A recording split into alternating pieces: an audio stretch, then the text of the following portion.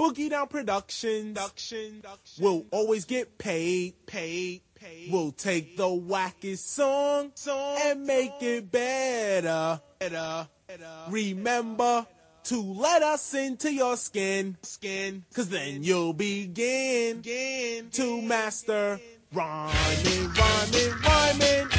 Criminal-minded, you've been blinded, looking for a style like mine, you can't find it. They are the audience, I am the lyricist. Sometimes the suckers on the side gotta hear this page of rage, yet I'm not in a cage. Free as a bird to fly about on stage. Ain't here for no frontin', just to say a little something. Your suckers don't like me cause you're all about nothing. However, I'm really fascinating to the letter. My all-around performance gets better and better. My English grammar comes down like a hammer. You need style, I need to pull your power. I don't beg favors, you're kissing other people's. I write and produce myself just as fast. Keep my hair like this. Got no time for cherry curls. Attracting only women. Got no time for little girls. Cause girls look so good, but their brain is not ready. I don't know. I'd rather talk to a woman. Cause her mind is so steady. So here we go. I'm not a musical maniac or b-boy fanatic. I simply made use of what was upstairs in the attic. I've listened to these MCs back when I was a kid. But I bust more shots than they ever did. I mean, this is not the best of KRS, it's just a section. But how many times must I point you in the right direction? You need protection when I'm on the mic, because my mouth is like a 9mm with height. You're a king, I'm a teacher, you're a beeper, I'm a scholar. If this was a class, well, it would go right under drama. See, kings lose crowns, but teachers stay intelligent. Talking big words on the mic is still irrelevant, especially when you're not. College material, wake up every morning to your Lucky Charms cereal. DJ Scott LaRock has a college degree. Blast Master KRS writes poetry. I won't go deeper in the subject cause they can see bored. Just a shame to know some MCs on the mic are fraud, saying styles like this to create a diss. But if you listen, you listen. I am a musician, rapping on the mic like this to me it's fine. Cause if I really want to battle, I will pull out a nine. You can see that Scott LaRock and I are mentally minded. In other words, we're both criminal-minded.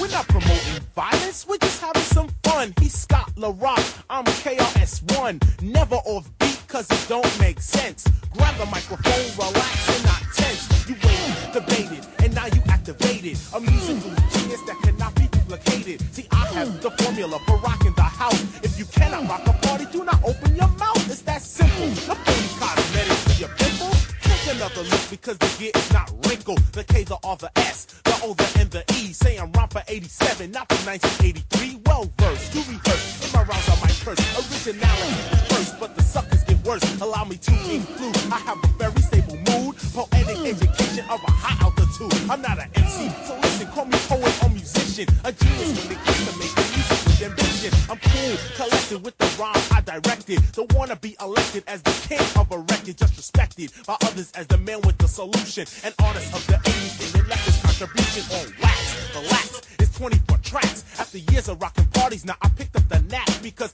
everything that flows from out my larynx take years of experience and bottles of backs. I cannot see some recollect the time I didn't have sex. Is it real or is it Memorex? I'm living in a city known as New York State. Sucker MCs gotta wait while I translate. I hang with real live dreads with knowledge in their heads. People with ambition and straight up musicians. Although our lives have been so uprooted, I haven't included all been suited. So take each letter of the KRS-One means knowledge reigns supreme over nearly everyone. You look at me and laugh, but this is your class. It's an all-out discussion of the suckers I be crushing. So now you are awakened to the music I be making. Never duplicated and also highly cultivated. Don't get frustrated, cause nothing has been traded. Only activated, the turn up very complicated. Not separated from my DJ. You see my voice is now faded. I'll see you folks around the way. Criminal-minded. Criminal-minded. Criminal-minded. Criminal-minded.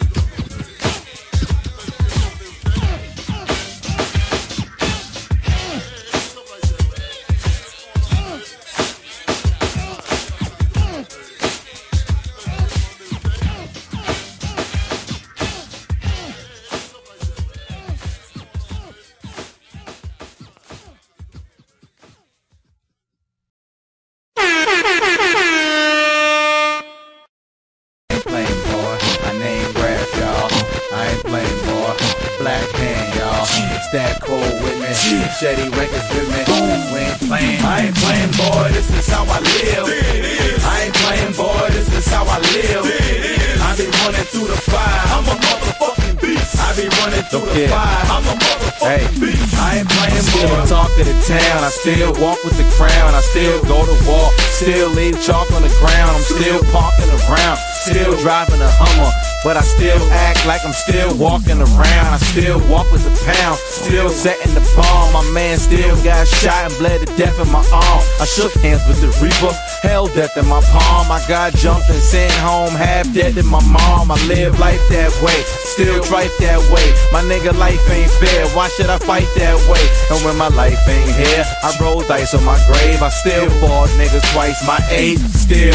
I still hustle a quarter, still double a order. I got a fiend in the kitchen, still bubbling water. I still frontin' the truck that's all of the color of water. I still serve rocks to your mother and daughter. I still on the block, still stuck on a corner. I do dirt. When I shower, I leave mud in the water. I shoot birds. There's nothing to slaughter my two birds. They be bucking at your daughter's school skirt. I ain't playing, boy. This is how I live. I ain't playing, boy. This is how I live. I be running through the fire. I'm a motherfucking beast. I be running through the fire. I'm a motherfucking beast. I ain't playing, boy. This is how I live. I ain't playing, boy. This is how I live.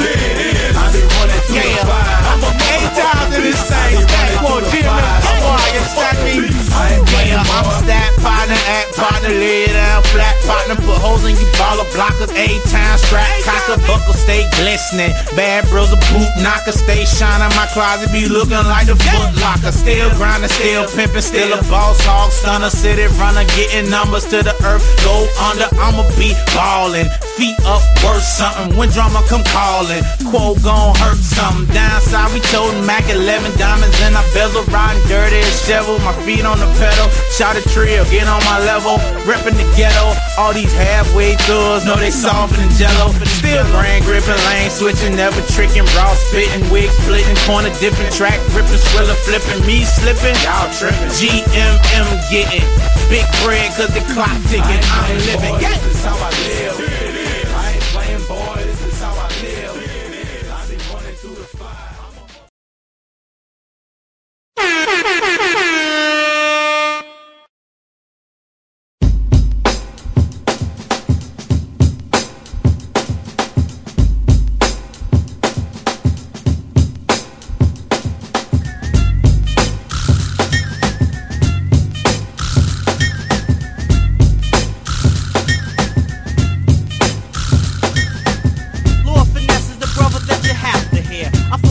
Like clouds in the atmosphere, I'm spectacular, so damn terrifying that whack MC don't think about ever trying to diss or flip, 'cause what it boils down to, you won't survive the steps of me in round two. I stand and expand like a great man, and swing a party like Tarzan and Ape Man. Say rhymes that are necessary, make them extra scary. Watch finesse and take notes like a secretary. I get furious, display experience. Lord Finesse is nasty, period.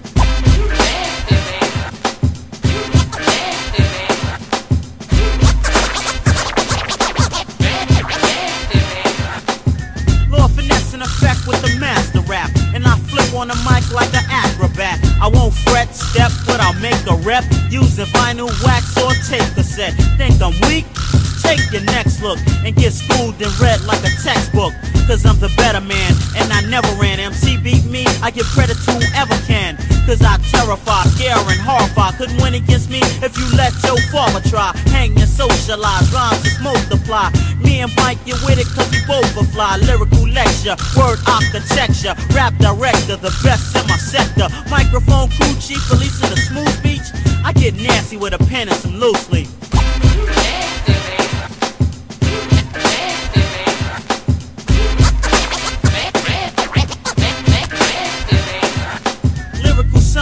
There's only one of me, and Lord Finesse is far from a wannabe. 'Cause I can get funky and smooth like cashmere, and slay a rapper with rhymes that said last year. So don't try roasting or toasting me, or even approaching me. I break you physically and emotionally. So damn fly at this, so don't even try to dis. Put rhymes together like a stupid mad scientist in a laboratory. I'm a brother with a better story. Lord Finesse stand tops in my category. MCs are petrified with nowhere left to hide. I slay a What's up, who's next to try? I ain't having it, poetical graduate, and me get whipped by who? Imagine it, MC's on jeopardy as soon as they step to me. I'm the man ladies break their neck to see. Highly explosive and nothing to joke with, cause I can get funky on a fast or the slow tip. Cause I'm badder, but it doesn't matter. Sharp like a dagger, able a ragger. Booty MC who dares try to play me, cause even the ladies tell me. You nasty, baby.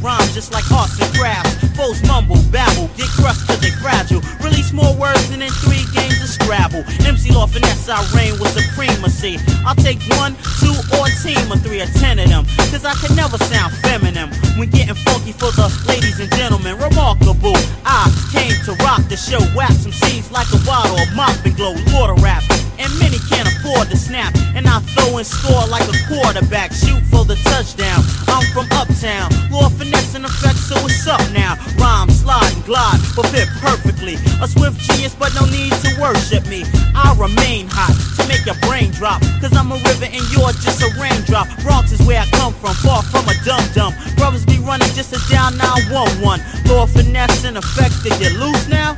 My pockets stay fat like a goose down. I use the master brain to drive in a faster lane, putting rhymes in shape just like Jacqueline. Fix it, balance it, cause I'm talented. I write fly lyrics and dare others to come challenge it. I could get nifty, funky, or even fancy. Baby, that's nasty. I know, but yo, let's just flow, cause fast or slow, I'll still get the dough. And the ladies to cheer and praise me and tell me when I rhyme. You nasty, baby.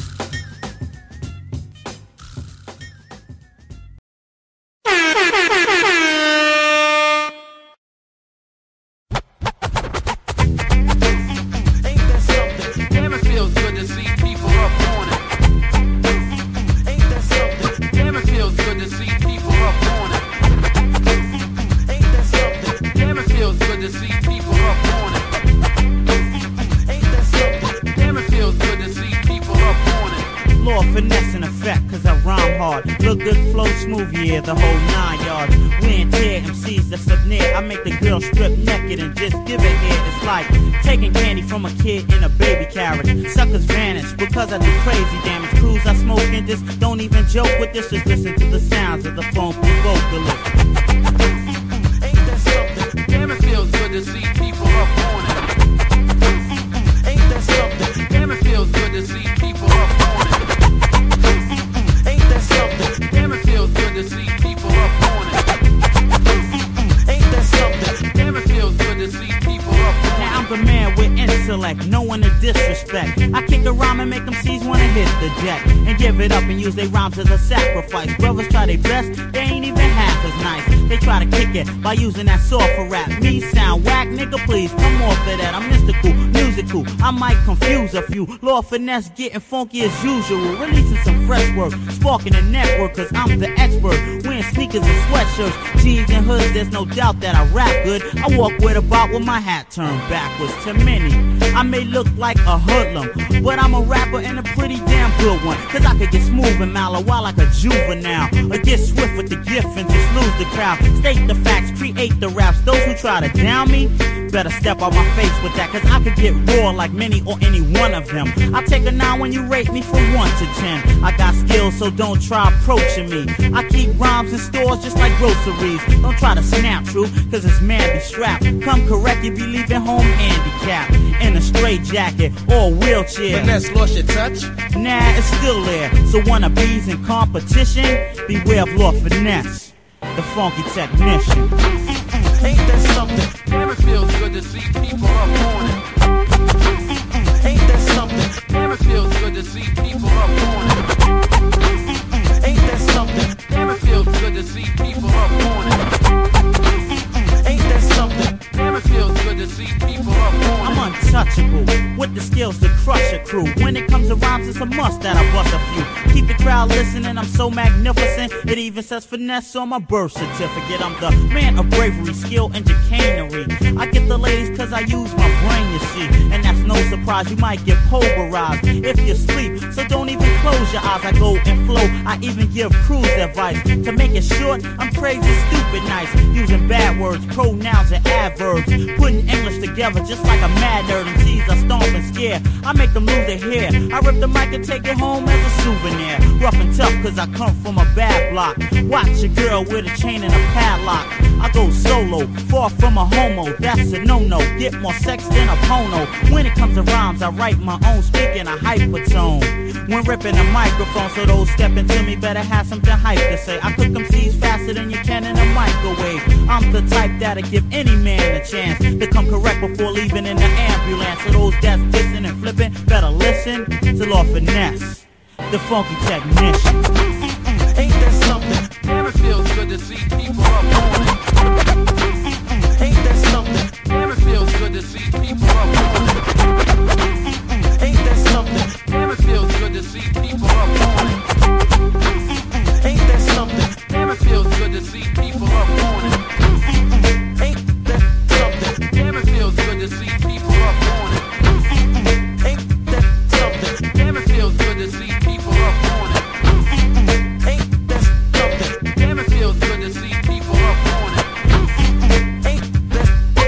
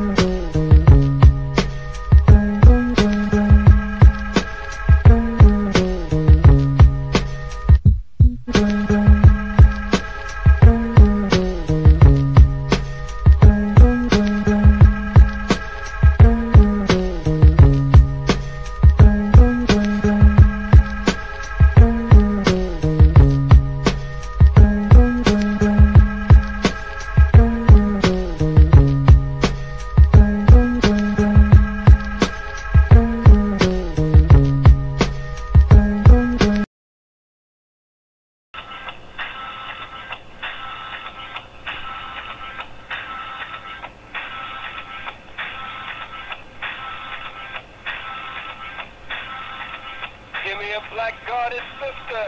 I can't resist her.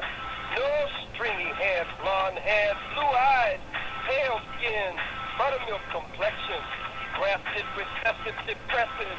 Ironing board backside, straight up, straight down. No frills, no thrills, miss 6 o'clock. Subject to have the itch. Butanoid, Arkansas, white cave fruit. Yeah, what? Oh.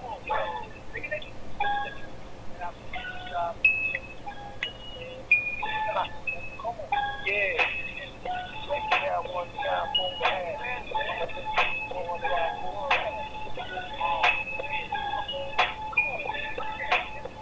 Check it out. Here's the cool about the sun named Renee. Here's the cool about the sun named Renee. Tight up. The tweet is tight up. The tweet is tight up. Tight up.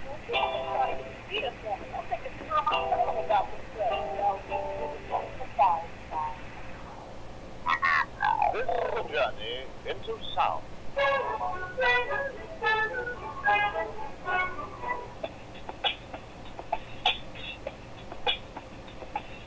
This is a journey into sound.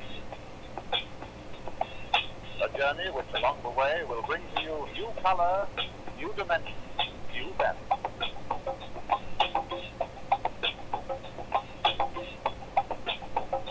When all is ready, I throw this switch. Pump up the volume, pump up the volume. Don't that thing.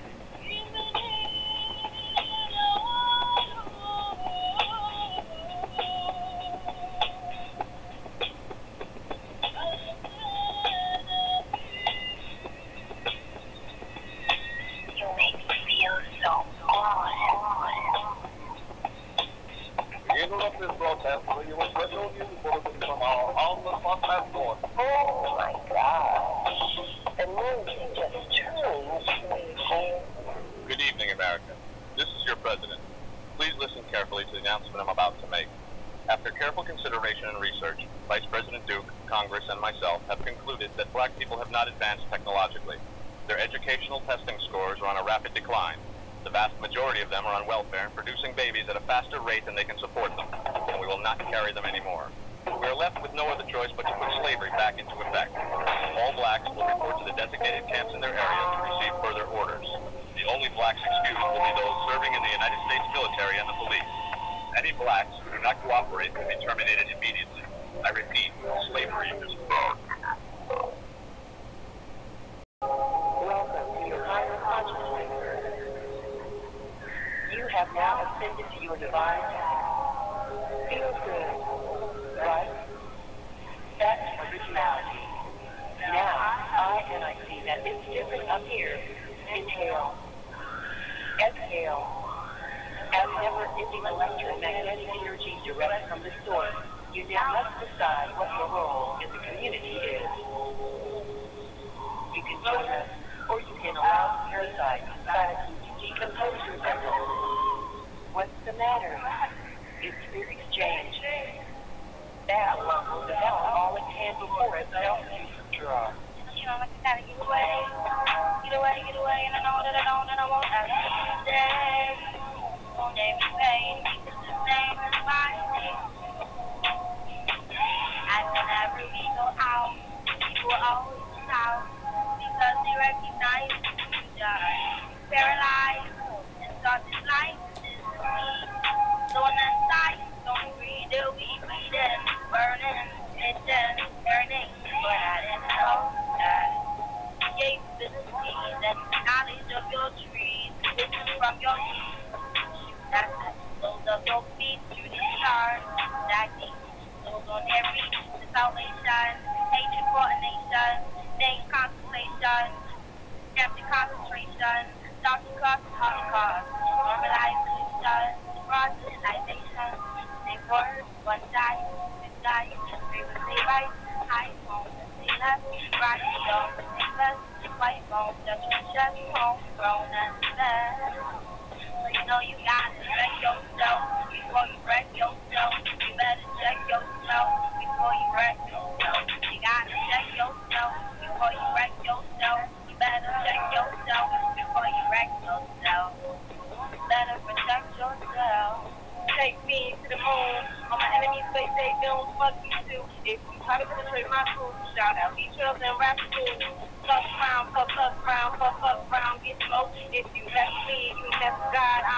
and I flow. DJ and y'all man, I only feel shy. They even her image off of the day for that ride. Now clap, clap, clap for original man. My God, black, black, black aboriginal man. Bounce, bounce, say, bounce, bounce, bounce.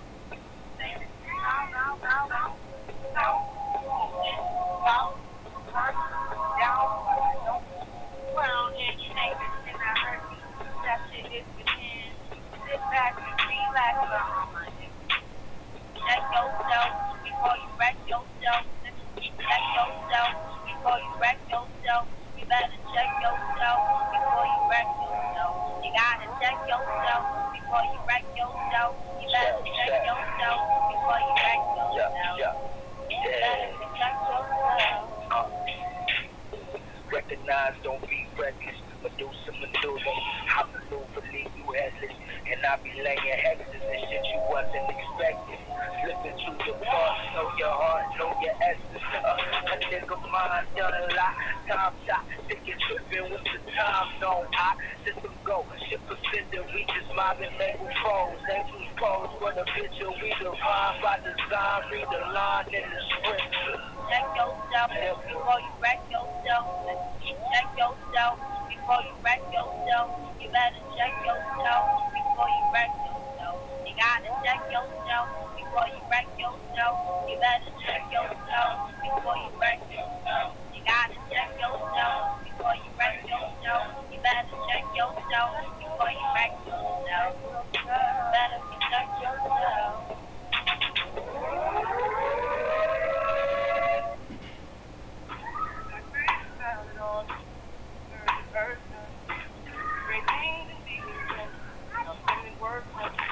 Like human packages tied up in strings, like things that come from all these kinds of things.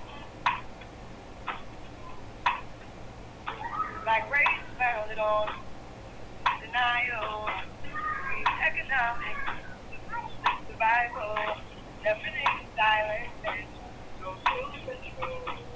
Like race founded on bones in the soul.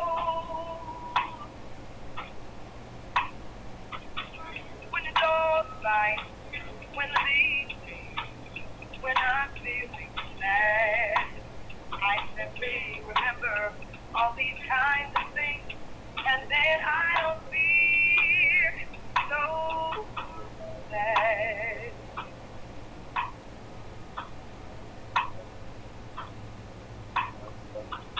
Like race founded, set us self-hatred, lies to build. While we waited and waited, spiritual truth ended, grid and inspiration, like faith founded on these kinds of things.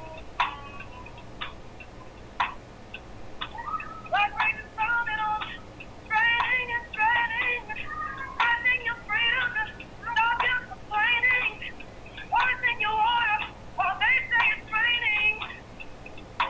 And for complaining, complaining. Old-time bureaucracy, trying to use outrageous founded on blocking the truth, murdering kind, compromise and distortion, sacrifice, sacrifice, who makes it more done? Street falsely called progress of human consortium, like wages founded on these kinds of things. When the dogs bite, so when the beating, when I'm feeling sad, I can really remember all these kinds of things that I don't feel so sad.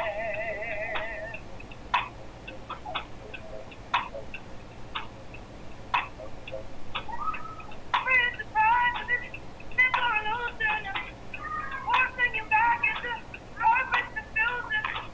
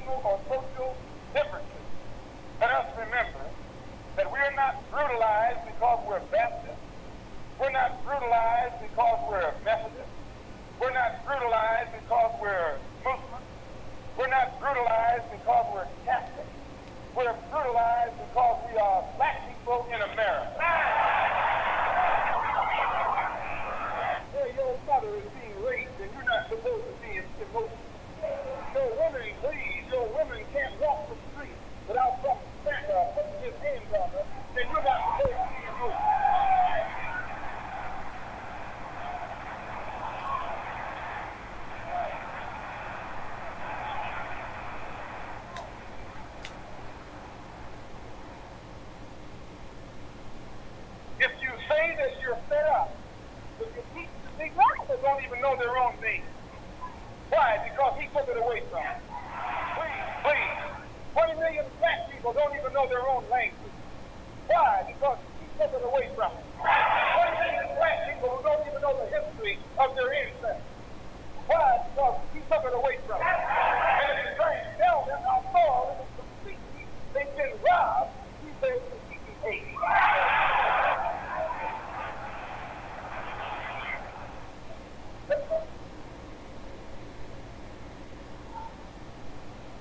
Today you are coming out of college. You're coming out of the leading university. You're trying to go in a good direction, but you don't know which direction to go in. And if somebody tries to take you right to the root of your problem, they say that that man's a hate. If I apply to the senators in Washington, and then again, if we tell you that Negroes are being hung on the street or being shot down illegally, unjustly, and those Negroes should do something to protect themselves, you say you're advocating violence. The white man is tricking you. He's trapping you. He doesn't call it violence when he lands troops in South Vietnam. Please. He doesn't call it violence when he lands troops in Berlin. When the Japanese attacked Pearl Harbor, he didn't say get nonviolence. He said, praise the Lord, but pass the ammunition.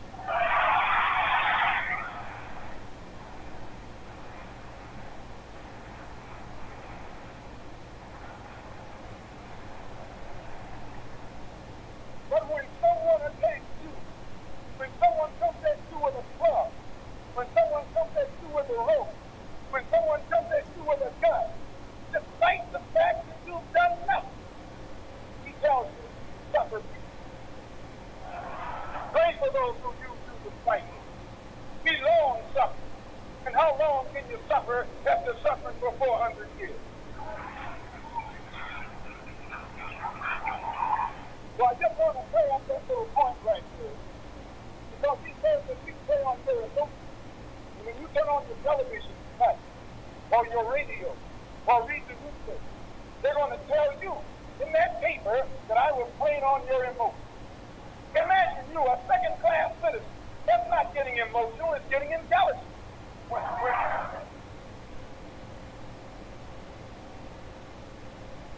Peace, family. Welcome to the Rundown with Renee.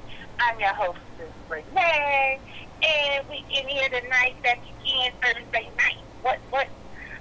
September 21st, 2017.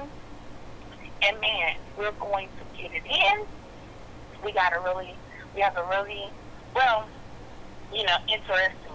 interesting topic. But I think it should be interesting to everybody. So yeah, we're going to get into that in a moment, so hold tight. First, I did want to there's so many things going on, like weather-wise as well. I think it was Hurricane Maria came through and obliterated, much of Puerto Rico. We know that we have a lot of our people who are there. I think they said it's going to be months and months and months before all the power and things are restored. Also, the Virgin Islands has been damaged in a lot of these hurricanes recently. We have to understand it's a lot of our people there as well. They're considered, U.S. citizens. And so we just have to be mindful of that. I did not actually get the chance to pull up any organizations that you can donate to. Aside from, of course, we're not using the Red Cross. We're not using a lot of those mainstream types of organizations because we know what they do. And it's not beneficial for our people who have dealt with these issues or dealing with these issues. So anyway, family, if you want to contribute to donate, I would just implore you to find organizations that, not use this term, but boots on the ground organizations that are have a good reputation, that are really doing things, and like I said, stay away from the Red Cross as much as you can and a lot of those other organizations. So I just wanted to put put that out there, and I wanted to send love and well wishes and everything to all of our family affected in the Caribbean. And I also definitely wanted to send much love and well wishes to our family affected here in the United States, in Florida, in Texas, in I think in Louisiana, a lot of other different places, even on the East Coast. So yeah, I just wanted to put that out there. And yeah, so with that being said, let me go ahead and get to my brother on the line. Peace. Psycho, what's up? Peace. What's going on, Renee? Black power to the family. Hey. Yes, black power. No doubt. Yeah, I'm gonna be a little bit playing the background on this one because I still haven't seen the show. So, you know, I'll chime in from here to there, whatever. But I'm interested to hear you guys talk about it because I know you've been real into this show lately. And you've been telling me it's real deep. I just got to get around to watching it. It's been real busy. But, yeah, for those who don't know, we live streaming on my channel, Psychopatheist. That's SYKOPATHEIST, Psychopatheist. Shout out to everybody in the live chat, too. All right. And I see Sister Nikki. I see Brother Knowledge. Brother Keith, if you're on the line, Brother Press One, I'm gonna bring Sister Nikki in. Then I'm gonna give an intro, and then we'll go into. Okay, I see you. That's what's up. Then we're gonna get it in with Brother Knowledge and Brother Keith. We're gonna break you down tonight. But first, let me get to my sister Nikki. Peace. What up, Nikki? Hey, lady. Black power. Good Black evening, power. everybody. How is everything? What's up? Man, everything is everything. We talking about, all right, and that's what I'm talking about. Sister Renee, don't. You breaking up a little bit, Nikki.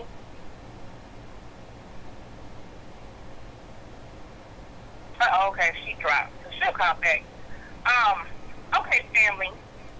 Well, in the mean time, in between time, I want to go ahead and give an intro on this topic, and then I'm going to bring my brothers in. Like I said, we're going to get it in. We're going to break it down. We're going to run it down. Now, it's a show by the name of Black Mirror. And basically the topic for the show that I put on Blog Talk is breaking down Black Mirror. Is it warning us about what's to come? And then on the flyer, I went a little bit more in-depth on it, which I'll get to that in a second. But let me first say that it was my brothers, Brother Knowledge and Brother Keith, who actually got me onto the show because I did a flyer for a show they did on this show.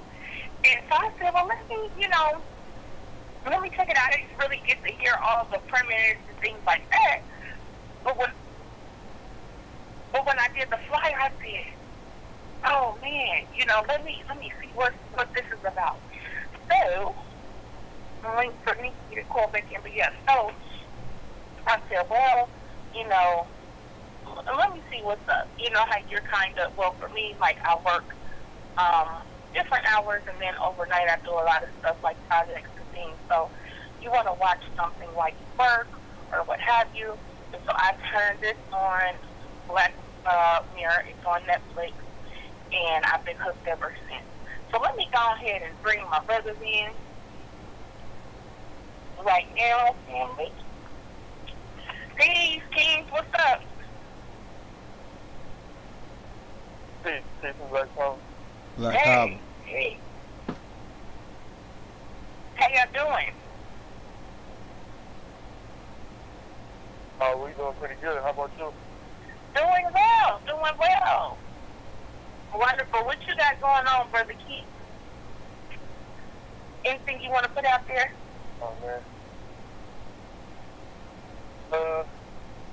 Really, we are doing a benefit concert similar to the Telethon or, the Pacathon. But this one will be concerts that will be held in cities all around the United States to benefit all of the victims for, the different hurricanes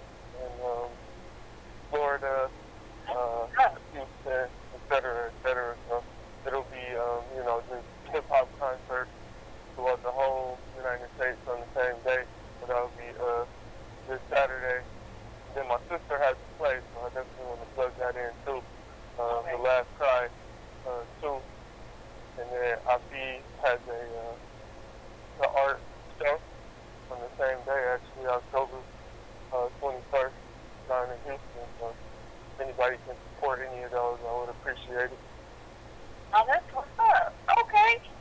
A lot of things going on. Again, family, it's always different things going on with the community. Always people doing things.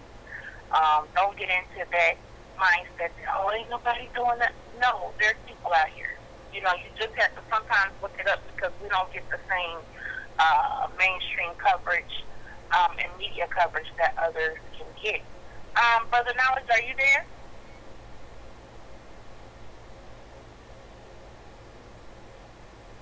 Okay, well, you may have stepped away, or if you're talking Knowledge, your line is muted. Okay, now let me do this. I'm gonna read this overview real quick before. I think it is stated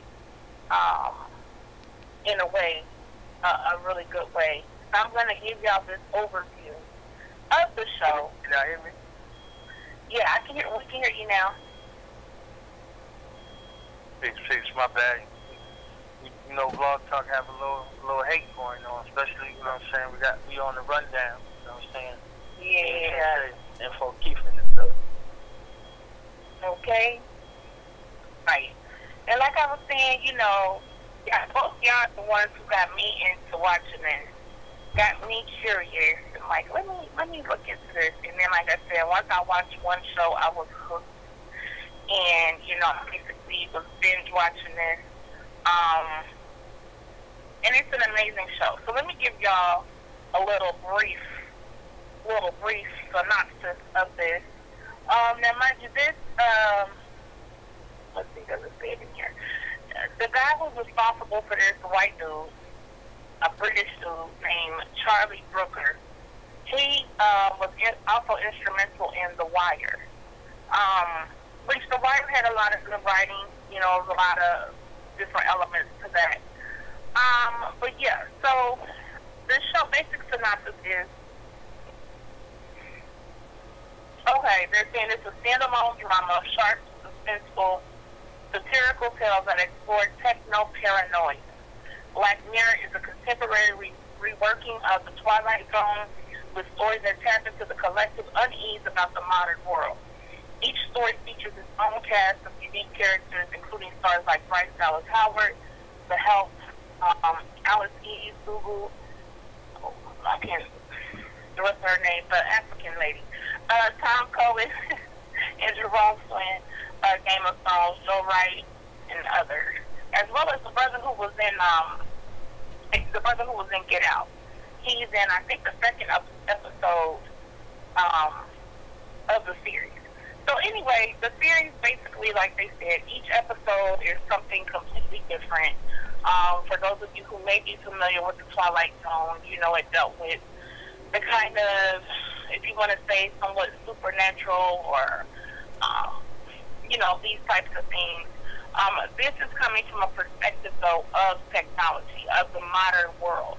And many of the stories actually are things that you could actually see that either are happening in some capacity, like it's going further in that direction, or you can see at some point taking place. And so it's kind of like it's a lot of layers to it, and it makes you kind of think of where is technology going, you know, what's really going on out here, how far will this go? So let me get, Keith, I'll let you give your kind of breakdown on the show, like in general, and then Brother Knowledge, you can go ahead. So yeah, that was a good synopsis. Pretty much like you said, it's kind of like the modern day version of the Twilight Zone, and it shows kind of like the dark side of technology, and it shows the dark side of human civilization with technology integrated.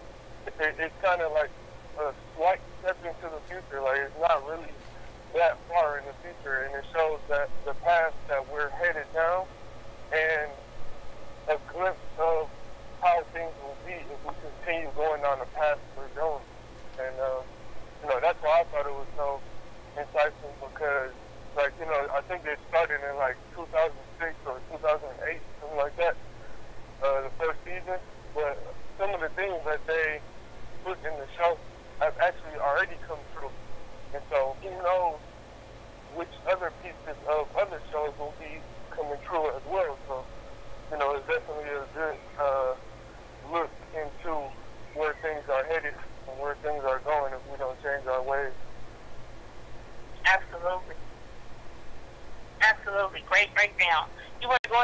knowledge?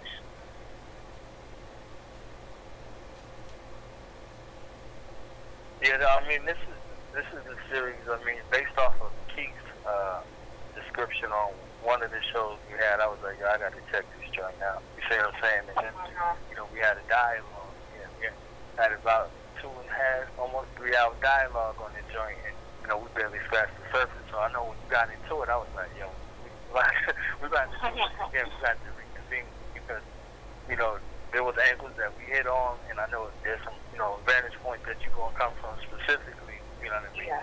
That's gonna be real to the conversation. I kind of likened it to.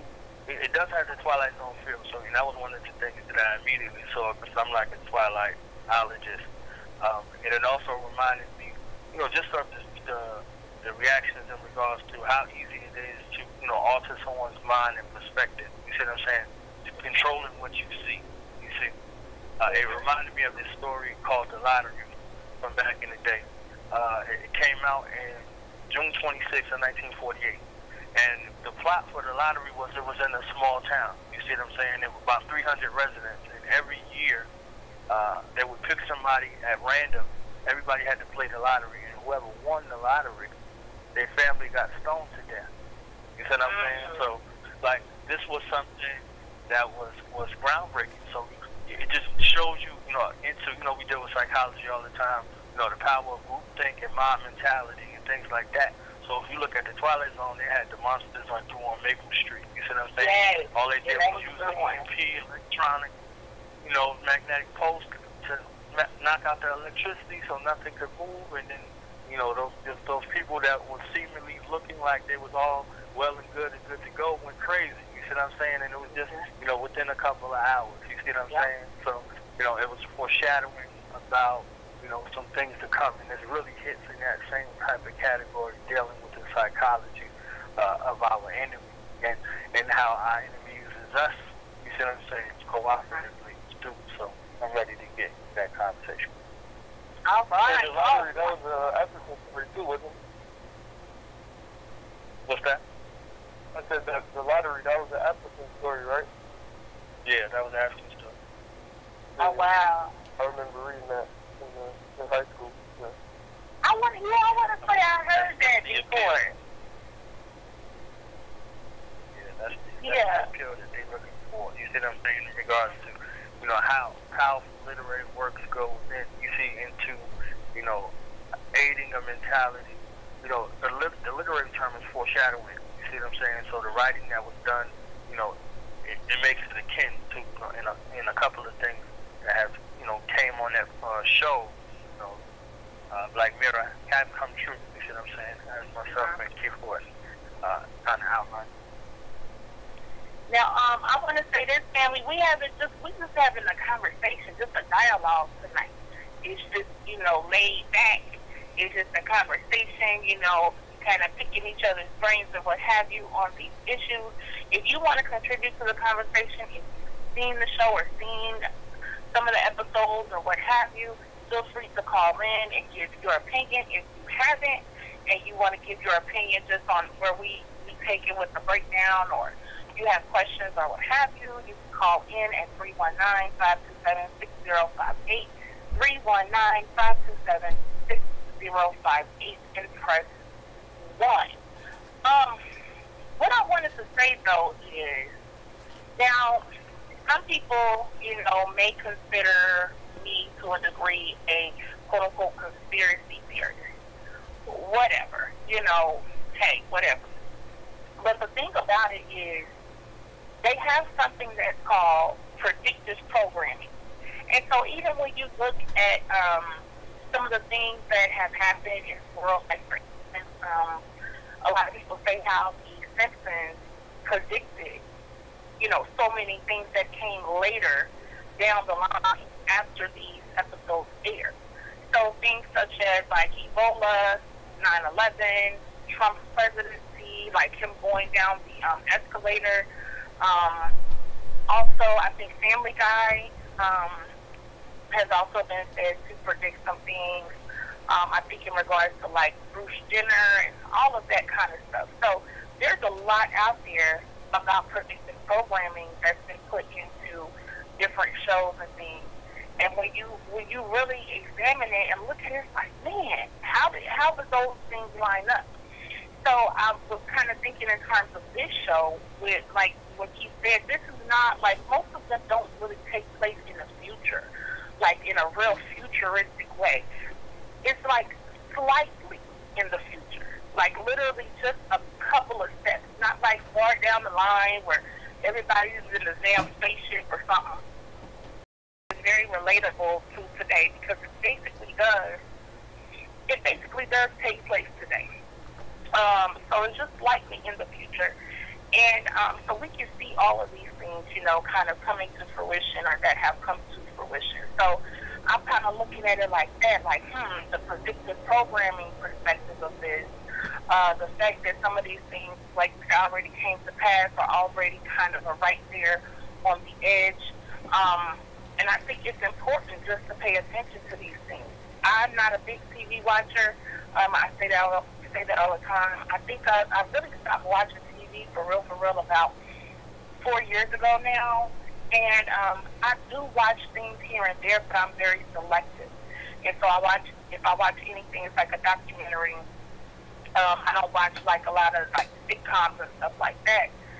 This show appealed to me because, again, it was coming from the perspective of like, where can this technology take us? It was coming from the perspective of being relatable, but having kind of like an open mind and a curiosity of what all of this really means. So that's where I'm coming from with this. So with that being said, I want to go ahead and get into some of these episodes. I know personally, I'm waiting. I'm waiting for season 4. There are three seasons already out on Netflix. I think the show started off basically in the UK. And like I said, the writer's a white dude from the UK. It started out there for, I think, a season or 2. Maybe 1 or 2. And then Netflix picked it up. And they took it on. And so now they're writing way more stories, way more episodes because, you know, the people have really responded well to it. So I want to start off on the first episode. I want to get y'all, either one of y'all, to kind of give, I'll let you give your breakdown. The first episode being in season 1 called The National Anthem. And this one was pretty crazy. But whoever wants to go, you have the floor. You can take that one, man. Y'all gotta remind me, that's the joint with the Prime Minister dude? Yes. Mm-hmm. Yep. Oh man, it's if y'all ever wanted to know what goes on in regards to white people and their inner workings, you watch this episode right here. Because anything that you see in America, or any type of interactions you see with America's interface with the world, it starts from England. It starts from England. So, like, they try to promote to where it looks like a high society, but it's really savage, straight up savage. You see what I'm saying? And that's, we know how to, you know, this whole control, it shows how they control the society. If you look at that movie, V for Vendetta, from back in the day, that movie V for Vendetta, you know, shows how they use all of these tools to their, you know, advantage. So the plot of the show is one of the princesses is kidnapped, and she's held for ransom, and, you know, the ransom demand is that the prime minister do, you know, has to have sex with a pig or something like that. You see what I'm saying? On camera, live for everybody to see. So, you know, they have this meeting, you know, of the minds with, you know, his, you know, cabinet or whatever, and he's like, yo, you know, make sure it's not on media, boom, boom, boom. So they blacked out the media. So they can do what's called a brownout. That's the technical term, to where, you know, they control what's being promoted on the media. See, but it also shows how these independent third-party networks get a hold of information and leak it. It's like, yo, it's already on social media. So, you know, it shows his lack of connection to how information truly gets out. You see what I'm saying? You're just thinking mainstream, and you're not accounting for these other, you know, networks. It was like, you know, it got out, and they said how many people have seen it. You see what I'm saying? And the numbers were startling. You know, all the while, the mainstream media already had that gag order not to report anything. You see what I'm saying? So, you know, everybody's trying to, it shows, like, what links of deception and what type of tactics and tricks that, you know, people would use in order to break the story, to control the story, to control the narrative, and basically to manipulate the minds of the people. You see what I'm saying? So it came down to a head on who got the story first is now in favor of who controls the story. You see what I'm saying? So now social media broke the story before everybody, and now everybody else is playing reactionary and trying to get ahead of the story, but it was already out. So it went back, and the curve went back to social media for the people to decide whether or not you should do this thing or not. You see what I'm saying? So, you know, that's kind of what we're seeing today. You see what I'm saying? Even though that was some years ago. Again, that term foreshadowing, showing, you know, what happened. You see what I'm saying? And the Crown called down and was like, yo, I know you're going to do what you got to do. So it shows the hierarchy, but it also shows, you know, the penalty for insubordination. You see what I'm saying? So it wasn't even a question, you know. So you might look at the figurehead and think that the figurehead is the one that's running the region. You might look at the president and say, in our case, and think that the president is calling the shots. The president is answering the phone. You see what I'm saying? Like, he's answering the phone, and that's really what it is. You see what I'm saying? So, you know, so it's really akin to a lot of the things that we're seeing now, and it's just showing you the amount of, in the process of deception to go through. You see, it was a journalist eager to get the story, and she got shot up. You see what I'm saying? In the joint, she got shot trying to get this story. You see what I'm saying? And it was, you know, so it's a bunch of elements that was there, and I really think that use of controlling the narrative in the media is showing you, you know, definitely the kind of link that they would go through, and I think that was, you know, my overview from that. Okay. That's what's up. Okay, I rock. Thank you. He was going in and out, but I heard my name. Oh, okay. I said, you want to say anything on that one? Can y'all hear me?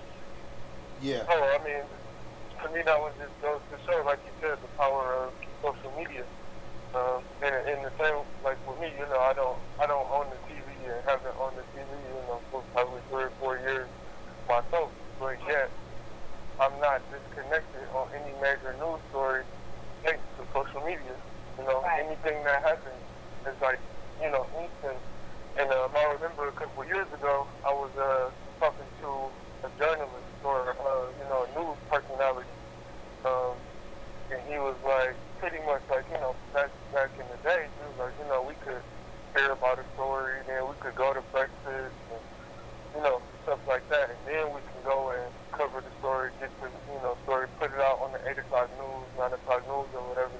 It was like, now, like, as soon as we get a call, we got to be on it because social media has sped up the transfer of information that quickly. So, you know, he said that we got to be on it. And it's the same way. Like, you know, a lot of stuff you wouldn't even know about unless, you know, unless it was for social media. Like, for example, like, look at the spread of information as far as the Benghazi case with, you know, Hillary Clinton, et cetera, et cetera. Like, you know, how much would we had known about that if it wasn't for independent journalism and, you know, people sharing that story all around the world. And, you know, mainstream media wouldn't rat out their people because we know that, like, the news is controlled by 5 major corporations. So it's like, you know, they only show you what they want you to show you. And it was the same, you know, it was illustrated well in that particular story. That same idea of, you know, they can necessarily has that yet, but as we say, you know, it's foreshadowing of what's to come. You know, China already has that. North Korea already has that. Like, they can block the internet if they want to. So you can't even get online unless they say so. And then it's heavily controlled and regulated. Like a lot of YouTube videos you can't even watch in North Korea, in China, places like that. So it's like it's only a matter of time before it gets here.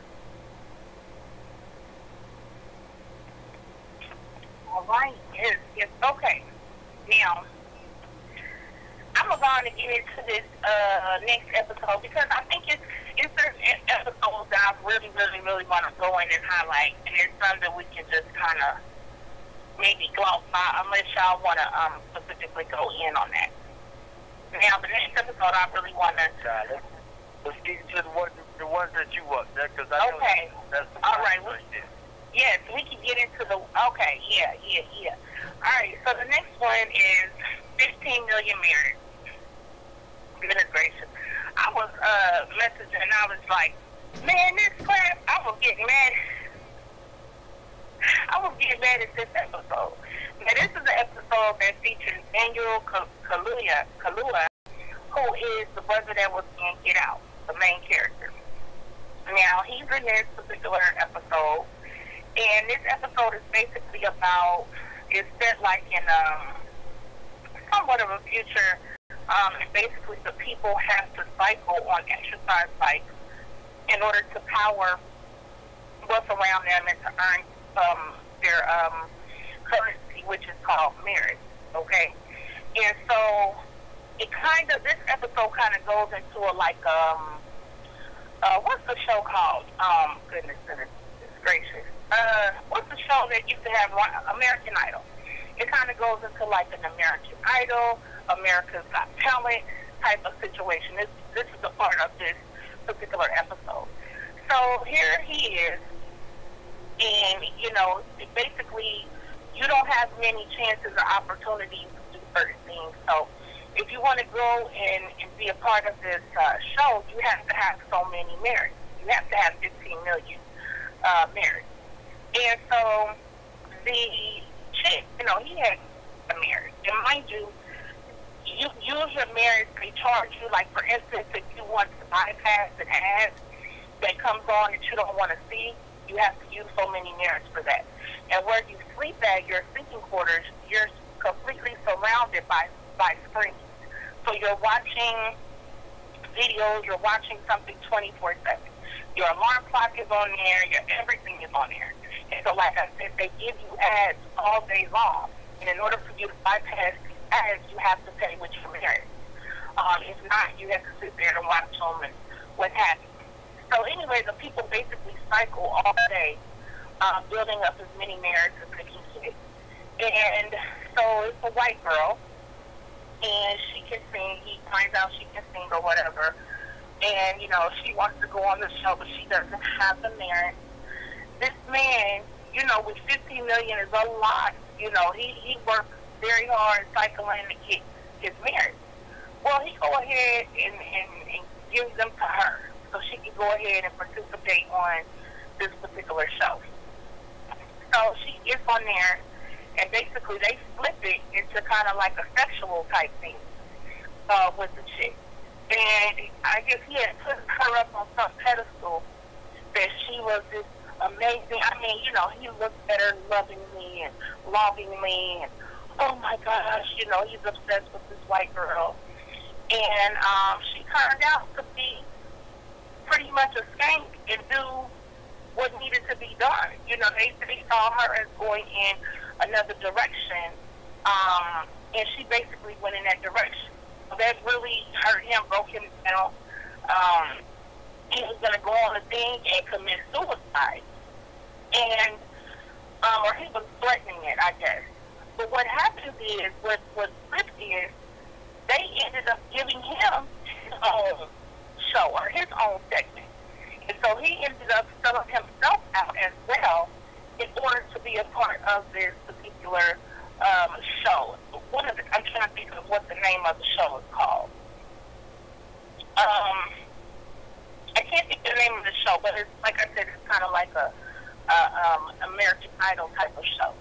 So it just, that episode to me really said a lot in terms of, and I'm not saying that they were necessarily putting this in there, but it said a lot in terms of like race relations, in terms of interracial relationships, in terms of how white women and white people will flip on you and turn on you, how we can put them on these pedestals, and in actuality it becomes something else.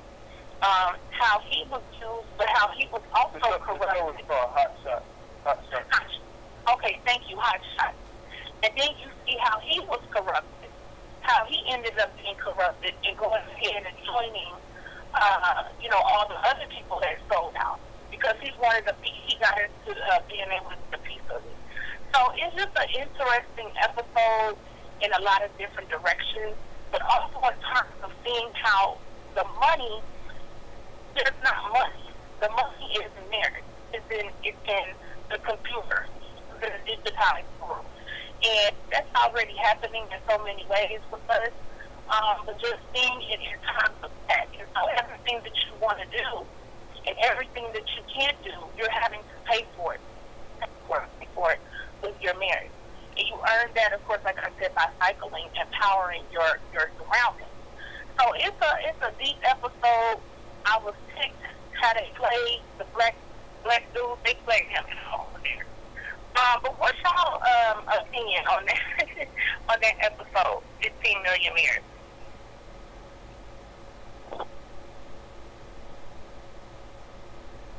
You want me to go first, or you want to go first? I yield to you. All right, yeah. So I'm glad you chose that one. That was actually one of my favorite episodes out of all 3 seasons. But like you said, it hits on so many important topics that are relevant today and relevant in the future. As you stated, we are already a cashless society, and it's crazy. I was just actually talking to my coworker the other day, and I was like, man, like, you really don't have to have cash at all if you don't want to. If you don't want to, like, you get direct deposit at work, and then everybody uses debit cards for everything. So it's like you really don't even paper money is almost a thing of the past. Like it's almost a thing of fiction. Like it's like almost non-existent really. And I was in Whole Foods, and it was a sign that said Apple Pay was down. So I asked the cashier, I was like, do a lot of people use Apple Pay? And then he looked at me like crazy, like, you got something where you don't have to bring a wallet out and use it. Like, yeah, everybody uses it. So, that's one of the things that, if you get paid in merit versus, actual money, which is almost what we get paid for now. And then, it forces you to do things that you don't want to do to earn those merits because you use those merits for food, whatever. And it's the same thing today. Like, I was also thinking earlier today, like, man, how when you go to a job interview and they ask you, like, why do you want to work here? But it's like, to me, everything outside of money is trash because that's why you work, to make money. So many people are not utilizing their creative talent because they need to make money to earn a living, to pay for food, to pay for, whatever else they need or want. And it was the same thing with that. Like, she, even though he helped her out with the merit, but, she couldn't utilize her creative talent, which was singing, because she was doing, had this high school and et cetera, and then they kind of pimped her up and put her on the, the entertainment channel, which was another thing that she didn't necessarily want to do, but she did it just to get that fictional currency, aka the merit, kind of the same thing that we do. We pimp out our talent as well just to make money or whatever to survive. So it was that.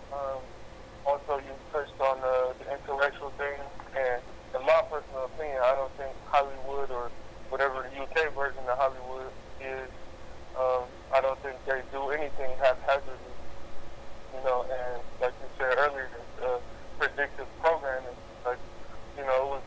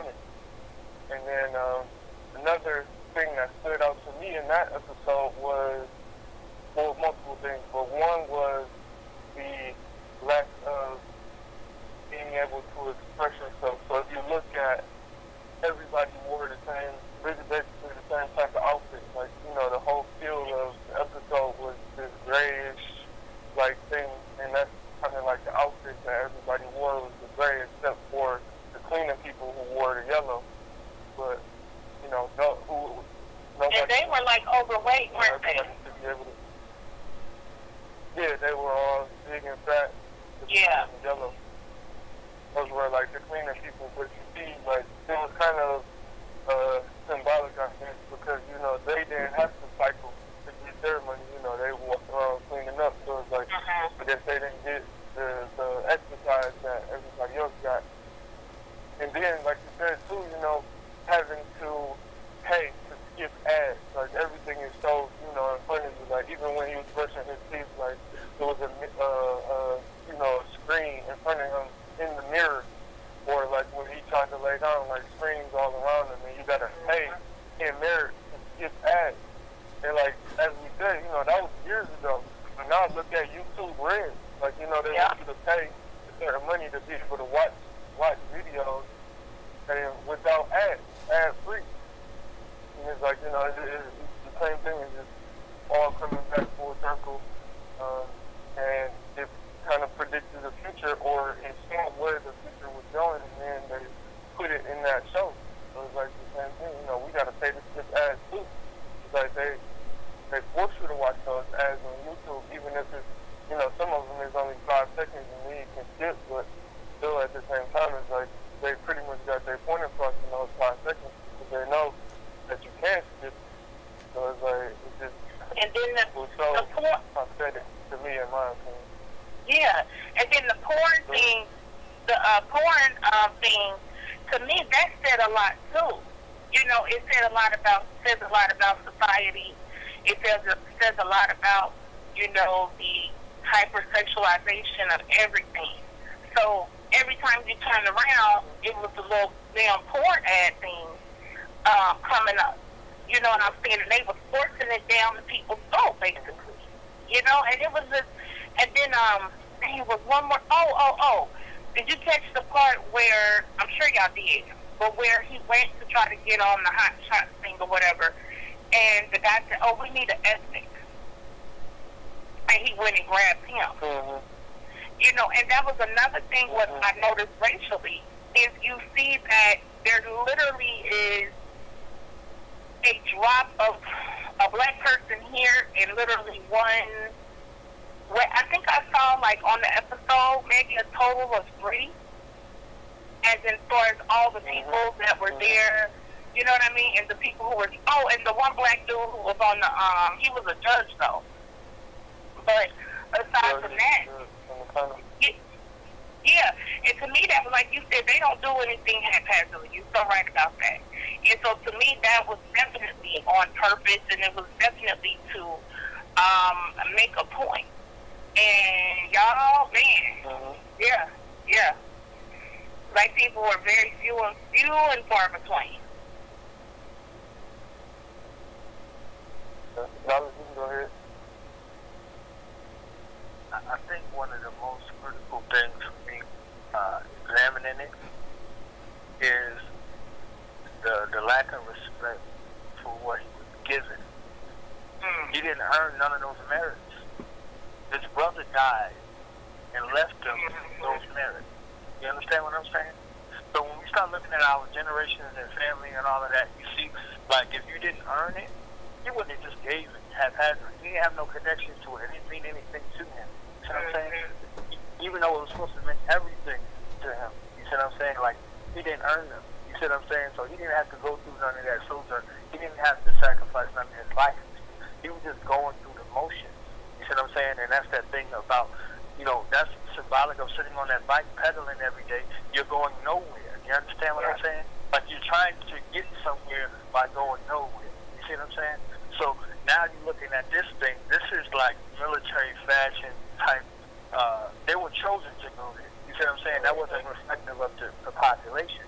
You see what I'm saying? So they were recruited to go there, and they had to work there. You see what I'm saying? This was their work. This was their life's work. You see, with the motivation of that dangling carrot. You see, and everybody didn't make it. So there was a lot of things that was being displayed there. There was, you know, him. You see what I'm saying? He was representing his family, you know, or misrepresenting his family. You know, lusting after this this thing, the other thing was interested in him too. Oh, yeah. The crazy part about it was when you start looking at the social behavior, they showed you the crazy white man who ready to go shoot up everything, kill everything. You see what I'm saying? Then you see what was gratifying to him. You see what I'm saying? And you talk about it all the time about the standard of beauty system. And you see what I'm saying? Like the disdain that he had for his own women. You see what I'm saying? So there was no room in his mind for anybody other than himself. You see what I'm saying? So it was self-centered. They were using the same bathroom. That's how you heard her sing. You see what I'm saying? So there was no separation. It didn't mean absolutely anything. So there was just crops in the field, that they were using to harvest from. You see what I'm saying? Just like a talent pool. Like when they tell you, hey, we got a position for a job. If they got 2 positions for a job, they have to put it out to like thousands of people. So out of them thousands of people, that talent pool, they get 2 people out of that. You see what I'm saying? These are thousands of people hoping that they're going to get this job because they need a job. You see what I'm saying? So, you're looking at this as, hamsters in the wheel, and you look at corporate America, the corporate structure, the global economy, all of that. This is what we're relegated to. You see, specifically, it was showing a black male. You see what I'm saying? Yeah. Like, no direction in his life whatsoever. So even this thing to, want to help somebody to get stardom, he wasn't even there to get famous. You don't even know why he was there. He was just there. You see what I'm saying? So that's us, and that's representative of that grade. Like his reality was just that story, that he had no purpose, no mission in life. He was just going through the motions. That's why he was bombarded with all of that imagery constantly. There wasn't nothing, for him. So that's why he could just give it up so easily. You see what I'm saying? Just like our heritage, just like our lineage, just like our history, just like, all of the things that we purport to be great, we can just give them away. You see what I'm saying? So because we don't have a sense of direction as far as where we're going. You see what I'm saying? That's how critical it comes in, that you can have some poacher just come in and see what you have amassed and take it from you, but make it seem like you gave it to them. You understand? Yeah. So you play him. You see what I'm saying? You got play, just like you got play to get out. You see what I'm saying? So it's a repetitive cycle. You see? So you do see this man, you see this black man, he's able to be manipulated. You see what I'm saying? So it's like, whether it was Rose or whatever that other dog's name that was in this film. You see what I'm saying? So it's just a joke, but the blowback goes to all of us. You see what I'm saying? The blowback goes to all of us. It doesn't just go to the black man. It goes to the black people as a nation, as a culture, as a race. You see what I'm saying? They're showing you, look how easy it is for this damsel in distress to tell you a lie. You believe it, black man. You understand what I'm saying? This dog can just come sniff on you, and you're so happy to have a dog sniff on you that you're like, oh my goodness. You see what I'm saying? You done lost your mind. You see what I'm saying? So, the critical part comes in where we looking at this. I'm like, yo, this dude is bugging. I'm like, yo, this dude is bugging. He's been bugging. But this is, and this is a shot too. When you said that show was called Hot Shot, Hot Shot is an injection of heroin. That's the doping of the mind. You see what I'm saying? You get a hot shot, and that's fatal. You see what I'm saying? And so when you shooting up that heroin, you get that hot shot, you dead. You see what I'm saying? So didn't you see that doping effect? Was leading to the suicide thought. All of this is for attention. So the main crux of the conversation is how far we have gone, to entertain or to be entertained or to be seen and heard. You see what I'm saying? In the virtual world, because the social standing in real life meant nothing. You see? So if you could get on that screen, the people could see you, and then it would be something. You see? Like they even had the virtual crowd, in cartoon figures, because the people meant nothing. They meant absolutely nothing. But everybody was watching in their little pods. You see what I'm saying? So it's reflective of everybody's individual space, too. You see what I'm saying? And how they manipulate it and have you thinking it's your thought, it's your choice, it's your decision. You see what I'm saying? So, like me, I don't do current events because I don't let our enemy tell me what to be mad about. You see what I'm saying? Or to be happy about. You see what I'm saying? So that, if they can make me happy, then they can make me sad. You see what I'm saying? Then they have me running to and fro, chasing my tail or chasing that dangling carrot. You see what I'm saying? So those are the things that stuck out, and plus I concur with everything that y'all brought out. Man, that was an excellent breakdown. Oh, go ahead, Keith. I was just gonna say that was an interesting point too. How I'm not sure if everybody caught it, but he said he doesn't react to what the media tells him to be outraged about, and that's exactly what goes on. Because around the time Freddie Gray got killed, it was a similar situation here in Detroit with another guy. I forgot his name, but pretty much what happened was they went to serve a warrant at his house in broad daylight. I think it was like around 1 p.m. or something like that. His house was 2 houses from the corner, and on each corner it was a daycare. And they went to serve a warrant at his house with, it was 20 to 25 police officers to go serve a warrant at this guy's house. And so, they go to the house with the supposed warrant. It wasn't even verified that they had a warrant. But pretty much they busted in the house and they came to so-called serve a warrant or arrest him or whatever. And it wasn't even like, for murder or anything like that. It was actually something kind of minor. And they went in and they said that he had a knife or some scissors or something like that coming down the stairs. And so they shot him multiple times and killed him.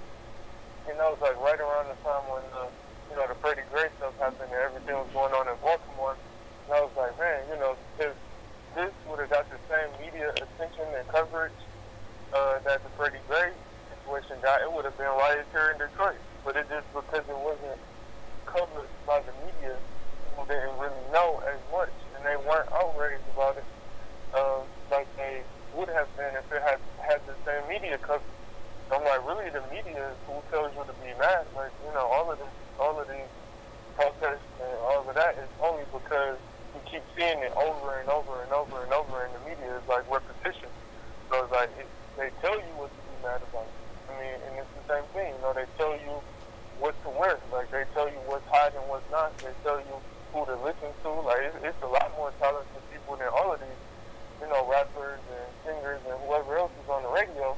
But it's through that repetition that tells you who's good and who's not good. They tell you, like, whatever their style is, the mumble rap, like, people like that only because they are repetitively inundated with that type of music. So they control almost every facet of our lives, pretty much. And I just wanted to say one thing about the ads real quick. The advertising, if we look at the mass, sporting events and all of that, like, this is old time. You see, like, corporations used to pay, millions of dollars for, 10 seconds, 15 seconds, during the Super Bowl and all of that. You see what I'm saying? So these ads have since, became a thing of their own. So now the ads are sustaining a lot of the, social media sites. So that's why you're seeing these ads. You see what I'm saying? So this is how they're paying more, and they're getting more from the ads than they are, from the people's participation. You see what I'm saying? So the people are just being used as a tool to garner more ad support. It's inverse. You see what I'm saying? Like, it used to be the corporations wanted, to make sure that you saw their ad, their commercial, their blah, blah, blah, blah, blah. You see what I'm saying? Because everybody is being led by social media, by the virtual world. They're just being used as pawns. You see? So how many people do you have? How many views do you have? How many people are in front of you? Blah, blah, blah, blah, blah. Okay, we can place an ad here or an ad there. You see what I'm saying? Strategically throughout your, something that the people want to see based on who put it up, and all of that. You see what I'm saying? So it's a clever marketing tool that's being used, but it's used in the inverse now. You see what I'm saying? So, this is, how it's being shown. Like, in a point to where it's pestering you for you to act. You see what I'm saying? So now, listening and a response, an emotional response, you don't want to see it. So if you want to see it, it's fine. But if you don't want to see it, you're like, damn, not another ad and an ad and an ad. You see what I'm saying? Look at one of these YouTube joints, and they got ads throughout, through the whole thing. You see what I'm saying? And it got nothing to do with what you want to see. You see what I'm saying? So it's really minimalizing your effect to cause you to go, oh, I need YouTube Red, or, I'm going to pay for Pandora, or, whatever the case may be. You see what I'm saying? So it goes to that psychological term, the inability to delay gratification, and it's a tool that's being used. You see what I'm I'm saying? You want it instantaneously. You don't want to wait for an ad. You salivate when they say this ad, well, you can skip this ad in 3 seconds. You can't wait 3 seconds or 5 to 10 seconds. You understand what I'm saying? They're like, come on. This is right. So this is the microwave effect, and it goes to see this rush to judgment in regards to the inability to delay gratification. And these are one of the marks of a serial killer. You understand what I'm saying? That coming from your childhood, but now you're going through the childhood and adulthood with the same type of mentality. You see what I'm saying? You can't wait at a red light no more. You want everything to be like instantaneous. You can't wait for anything. You see what I'm saying? Right. But you're waiting. You see what I'm saying? You're waiting. Like 2K18 came out and there's lines. People are waiting. You're still waiting. You ain't going nowhere any faster. But you see everybody's in a rush. Everything's going. And you see this type of catastrophe that's going on. I just wanted to add that. Absolutely. Okay, y'all. So I'm going to do this next episode because another one I really want to do is coming up next. I want to just mention this one real quick. I don't want to go too deep into it, but I think it is very interesting. And then I'm going to go into the next one that I really want to get deep into. But this episode is called The Entire History of You.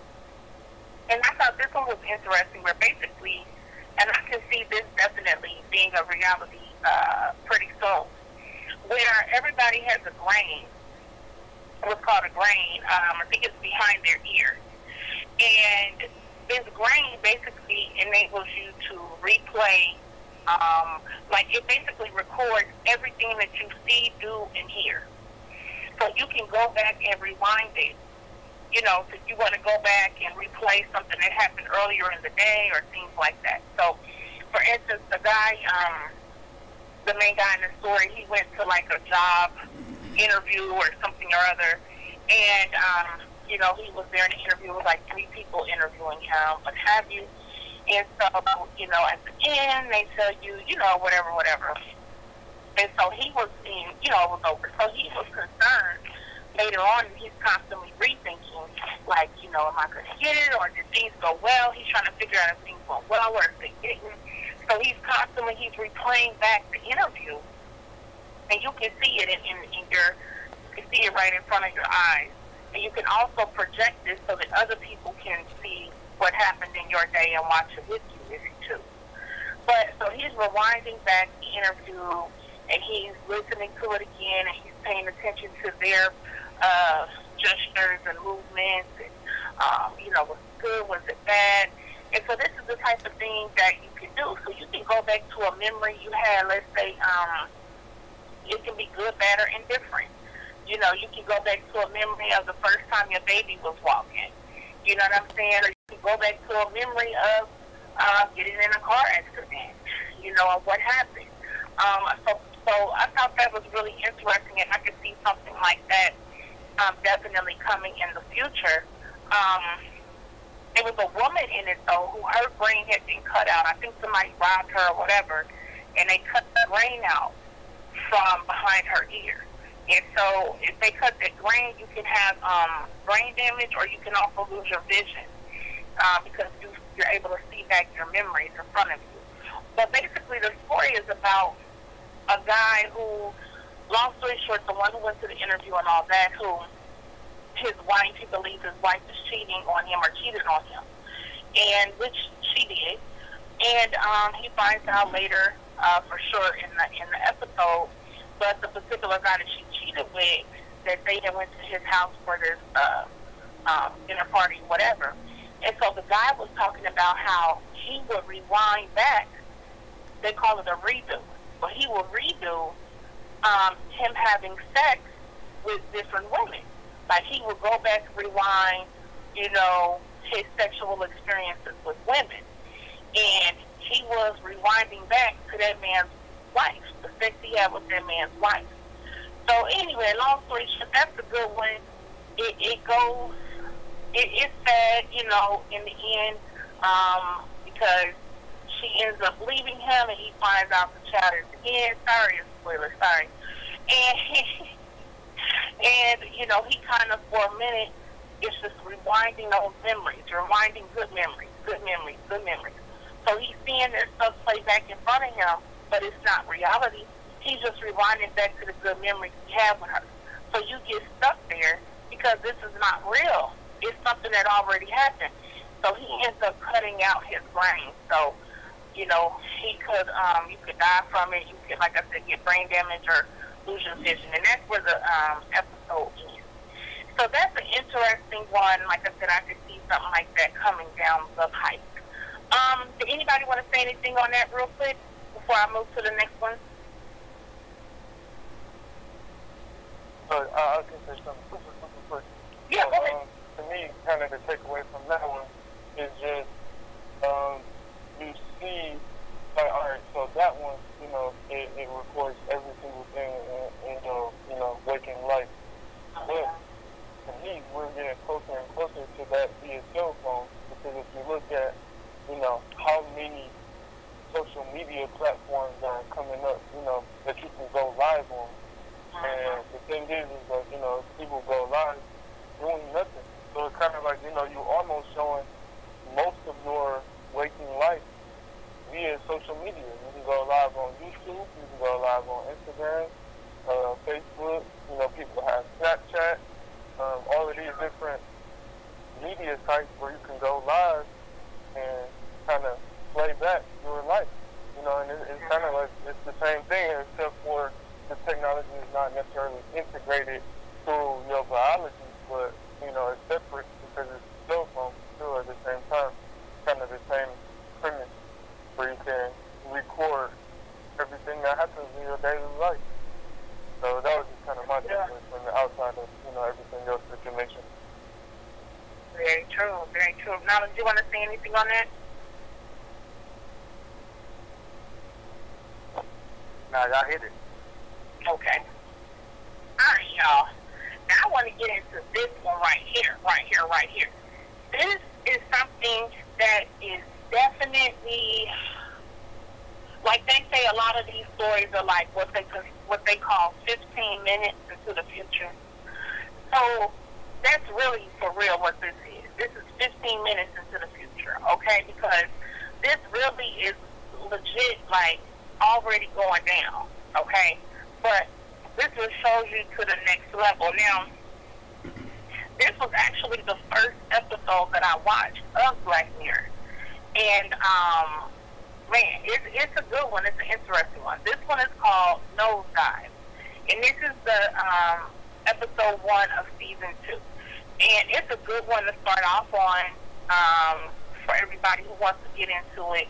It's a good one because, like I said, it's very relatable. And it's you know, not too futuristic. It's just right there. So I think it's a good one to start with. Now, basically, with Nosedive, this is a story of a woman who's basically trying to, like, improve her life, improve her social media standing. And so she's basically going through doing different things in order to try to get her score up. Now, basically, what it is you have, everybody has their phone, like, you know, today. But, you know, you have your phone out basically for whatever you do. Now, any encounter that you have with another person, and I guess it can kind of go by facial recognition or what have you, but any encounter you have with another person, you can bring out your phone, and you're going to give them a score on one star to 5 stars on how the encounter went. So it's something as simple as going to the grocery store and there being a cashier or what have you. You can take out your phone, the cashier have her phone, and you guys both rate each other on that encounter. Now, based upon your score, based upon your percentage or standing, that's going to dictate everything else. So that then dictates where you can work, it dictates where you can live at, it dictates what kind of car you can drive, it dictates where you can go, it dictates a whole hell of a lot of things. And so if your social media, so to speak, your social media score, your social media standing is not high enough, then you're going to only be relegated to certain things in society. So you're going to be living, You know, in the much lower class position, you're going to have jobs that pay less and have less, you know, resources and all of that kind of stuff. And so that's why this is like truly 15 minutes in the future, because it's already real. Now, what she does is she kind of like is kissing up. She's kissing up, and you have to really be fake for real, especially with people who have a higher standing, social media standing in society than you do. So, say for instance, how today you have like some people in social media who have like hundreds of thousands of followers and everything, and they're not like a celebrity like that. They're just a normal person who amassed this following or whatever. A person like that will be somebody who you want to try to get a good score from. You would really hope that they give you 5 stars or at least 4 stars. And so when you encounter these different people, you're breaking your neck. You're breaking your neck to be super nice and hi and super fake and how are you? Oh, great. And being, you know, all of that kind of stuff, so that they will give you a positive score. Because if those type of people are giving you a positive score, that's a real boost to your number. And so anyway, this woman is basically doing whatever she's doing, trying to get the scores up to being as fake as possible, because she has a particular place that she wants to move. That's an upper echelon type of place. And I believe you have to have a 4.5 overall rating or something like that in order to move there. I think she was like at a 4.2. And so what they did was they went ahead and allowed her to start working towards moving there, something in that way. So she was going to be able to live there. She was on the path to being 4.5 at some point. Now, another interesting thing is they have like a social media like counselor, okay, basically, where their job is you go into them and they're able to pull up all your information, your social media information, and show, hey, well, here during these months you had a bit of an arc right there, and then right here you kind of went up, you went down, and I project that in the next 6 months you could be at a blah blah blah score. You know, you have to do certain things to get your score up. So they basically help you to kind of lay out a plan to get your social media standing in a higher position, okay? And this is a real thing, and this is like, you can totally see this. So basically, she goes through all of this stuff. It's a chick who's like has a high standing, and she is getting married. And so she asked the girl, who I think was she was 4.2 at the time, she asked her to be her maid of honor. And so, you know, she's super fake with the chick. The chick is super, super duper fake anyway. But she has a high standing. So the girl is like, oh, yes, absolutely. You know, she's kissing her butt and everything under the sun. Well, basically, in her trying to get to the wedding, everything basically falls to pieces. It all falls apart. And so she missed her flight, and that everything after that unravels. If you have too many bad encounters or something to that degree, they can put you like on a 24-hour like punishment type thing where your score goes down to I think it's a 2.0. Now, mind you, she missed the flight and she was going to go ahead and try to rent a car. Now, when she went to rent the car, because her score had been put down for 24 hours, she was at a low ranking. And so because of that, she could only rent like the most awful car they had, like the worst car they had. That was the only car that she was eligible for because her number was so low. You know, and the people was just giving her bad scores in the airport, and she was getting upset, and it was just crazy, y'all. But what ended up happening is she needed some assistance, and a woman pulled up on her that was like a truck driver or whatever the case may be. And this woman, her score was a 1.7. It may have been even lower than that, but I think it was a 1.7. And so when the woman stopped and asked her, you need help, she's looking like, oh, no, she's beneath me. You know, no, I would never, you know, but she realized, like, hey, you don't have any other options. your score is very low right now. And so, yeah, you better get this help. And so she basically gets some help from the woman, and the woman's kind of letting her know, like, hey, you know, I gave up worrying about all of that stuff, worrying about all those numbers, and, you know, it just is what it is. So, anyway, she ends up kind of going off the deep end at the wedding and, you know, telling them all for basically about all of this kind of stuff. So, it's a really, really interesting story. It's funny, it's comical.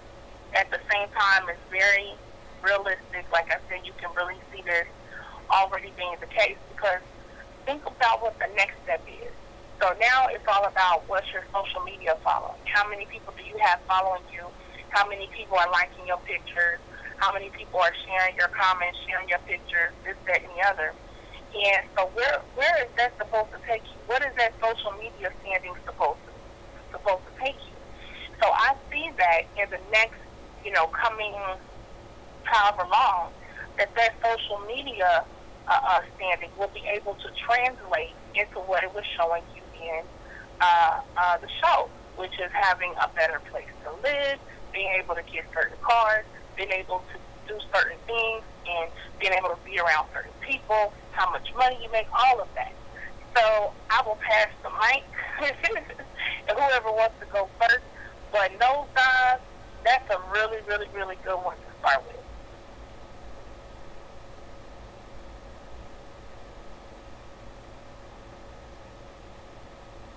Keith or Knowledge? Knowledge, you want to go or you want me to go?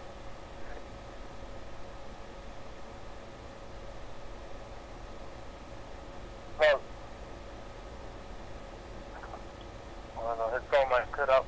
But, yeah, it's funny that you say that, because that was actually the first episode that I ever watched, too. That was season 3, episode 1. Oh, was it season 3? Okay. Yeah, that was definitely coincidence.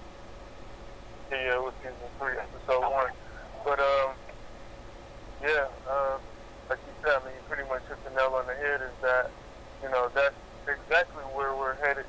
You know, we can already see some semblances of that today, which is, to me, was another prophetic episode, because think about it, you know, when you take Uber or Lyft, like, once you leave, what do? Like, you rate the person. You rate, you know, the experience you had, that they have nice music playing, that they have a clean car, you know, stuff like that, that they have good conversation. So it's like, it's the exact same thing as, you know, that, even though that one was more at an elevated level, because it was every interaction and not just, you know, paid services, but at the same time, it's like, that's exactly where we're headed. And two, you know, the part that you mentioned about people being artificially nice, artificially kind, it's like, you know, and it's the same exact thing, and it translates over to today. You know, a lot of people, they only do community service to show off on social media. So, you know, it's like, oh, I'm feeding the homeless person today. Let me go live. Let me, you know, oh, look at what I'm doing. Like, it's the exact same thing. It's like, you know, if you didn't have those cameras around, if you didn't have that social media, like, would you be doing the same thing? And, you know, and it was kind of the same with that. It's like, you know, cause, I'm not sure if you mentioned the part, but the lady who invited her to be the maid of honor or the bridesmaid or whatever, she only did it for her social media rating too. Right. So it's like they, you know, it was kind of like a twofold thing where she wanted to go, the main character wanted to go to increase her score, but then the lady only invited her to increase her score as well. So it was like, you know, they both were artificially fake and nice to each other just to get that rating up.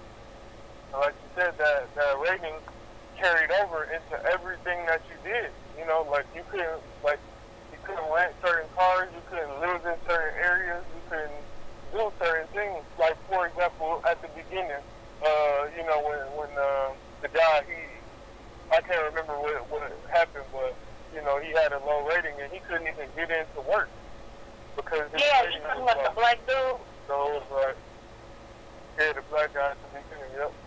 Yeah, Oh, he okay. couldn't get into work because of his, Yeah, he's the one who was getting a divorce. Yeah, they locked him up. Okay. Yeah, they did. It's like, you know, that rating carries over into everything that you're doing. It's kind of like, oh, it's justified because he's not liked or his score isn't high enough. You know, and it's like, to me, it's kind of where we're headed. Like I always say, is that, you know, if we don't change our ways, that's where we're headed. You know, we don't necessarily have to be totally on that path, but it seems like, you know, that's the way we're going and the way we're headed and things like that. You know, if we don't go back on our superficial use of technology, because like now, you know, I mean, you got access to pretty much all the knowledge in history just about. You know, anything you ever want to know, you can type in on Google or YouTube. So now we should be the smartest generation that ever lived, because one, we have instant access to technology, and two, we have instant access to people. Like at no time in history before could me being in Detroit, you being where you are, and knowledge being in Washington State, could we have a conversation instantaneously anytime in the past before until now. It's like, if we wanted to, we could see each other. All we had to do is, you know, go on FaceTime or Google Hangouts or anything like that, and we could see each other live, face-to-face, in real time. So it's like, you know, the access to people, the access to make money, like, you know, how many more ways to make money was introduced just via the internet. Like, you know, YouTube personalities and, you know, social media managers and all of these new industries and technologies, you know, even being able to get your products out, or like even you personally making digital flyers. Like, could you have done that 10 years ago?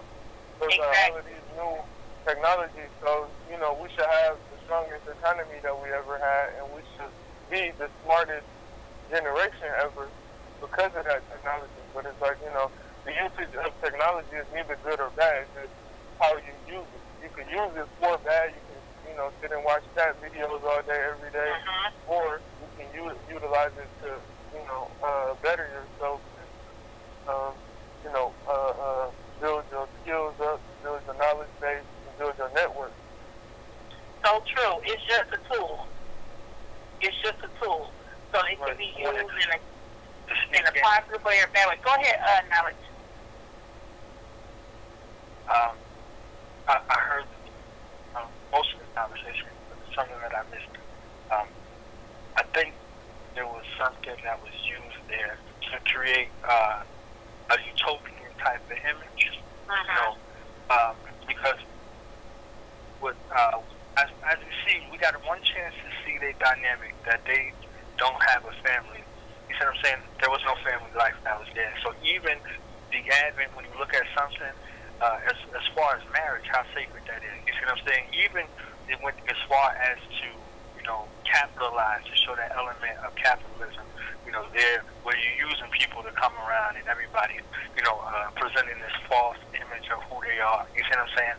But the thing that was most troubling for me was that when she wanted to move into that prison that her brother called it, they showed a black dude as the ideal mate for her. You see what I'm saying? And when she went to prison and they took those you know, cameras or whatever out of her eyes, it was a black dude at the end that she was betraying and disrespecting. You understand? Like, so it was really just to show you, you know, that, you know, you go a part of a fantasy as long as the fantasy is going in your favor. But after that, you left to your own. You see what I'm saying? You left to your own. Like, you're not really included in their reality. Is what they're showing you. Like, you're not included. Like, you're trying to interject yourself. You figure if you present yourself a certain kind of way, you do that. And the one black dude that they showed was gay. You understand what I'm saying? Like, that's an issue too. That's a real issue. Like, and he was locked out of that society. He thought him being gay, he could fit into the society. You don't fit in this society, black man. So no matter how you slice it, whether it's a fantasy, whether you're thinking if you effeminize yourself, you don't fit in white society. And at the end, you in jail, okay? Like, she went to jail and he was in jail already. You understand what I'm saying? So no matter what kind of life that she was with, that lady with the trucker, she told the story about her husband, and that, you know, that was her break-even point where she stopped trying to please everybody and she started living her own life. And her tool that she gave her was alcohol. You understand what I'm saying? Right. That's a depressant. You see, so it wasn't nothing to uplift her. It was something to put her in a socially altered state so she could, you know, express her true self. You see what I'm saying? She didn't need no alcohol in the jail to talk to that black man. You see? And she couldn't even see him, but she just knew automatically that image, that figure. You see what I'm saying? So he was saying what he really wanted to say, and she was saying what she really wanted to say, and there was no real reconciliation, and that was something that, you know, happens in real life. You see, they got this movie Surrogates where they got the same thing going on, and in Surrogates, they had Vin Rames playing the role of a revolutionary, but in his surrogate, the person who's projecting that image out to the people is an old white man. So if you look at this Black Lives Matter movement, you see it's funded by this old white man. So this old white man is playing his fantasies out vicariously through this avatar. Because basically, you know, everybody becomes an avatar based on these social interactions. Nobody's real. You see what I'm saying? So they're looking at shells of themselves being manifested in physical form. You see what I'm saying? You're going about like a robot. You see? So, you know, that's just something I wanted to add in, you know, being critical about that type of, you know, lifestyle. When it was fantasy, you know, the light-skinned black dude, you know, went with the apartment. You see what I'm saying? But when it was all reality, the dark skinned prisoner, you understand what I'm saying? Like they played some games right there. Okay, man. Okay, yeah, I totally skipped over season 2. I'm gonna go to. Oh man, it's tough, because we got 30 minutes left. Man Against Fire, did you watch that one yet? Yeah, I did. That was deep. You want to go ahead and break that one down? And then I'll come with another one, because I'm trying to decide between, White Christmas. We got to talk about White Christmas. Yeah. That was heavy. That one wasn't even in any season. That one was like a special. Yeah, it was. Man. Well, I mean, we could just go into that one because, you know, to me it seems like the logical order of things because, like, you know, we talked about social media, we talked about that, and it's like on that one you can actually block people in real life. So it's like, you know, I mean, to me it's not okay. That one. Next. All right, let's get into this, y'all. White Christmas, okay? Now, I know the show's called Black Mirror, so people may have thought, especially, you know, they know, you know, I'm pro-black, and I know y'all pro-black, and I was, so at first I'm like, Black Mirror, is it something to do with black people? And it's not, I mean, that's not the premise, per se. I mean, it's definitely elements in there like we've been speaking about. But it's an episode called White Christmas, and this episode is deep as hell. This is an episode you might have to watch a few times. It's that heavy, and it's a lot of different elements to it. Now, basically, long story short, it's really centered around 3 different people's experiences in this episode. But the main thing is these 2 men. And so you're very confused at first how this scenario is, because it looks like they're at like some snow, like in a damn North Pole or something, somewhere, and it's all this snow, and they're in like this little, kitchen, okay, and this little place, and it just seems like, okay, what's going on here? So the one guy is kind of like, he's kind of confused, like, hey, what's going on? The other guy seems like he's in the know more so. And so he's asking the other guy some questions, like, oh, how did you end up here? You know, how did you end up here, this and the other? So basically, they get into, you know, kind of replaying things that have happened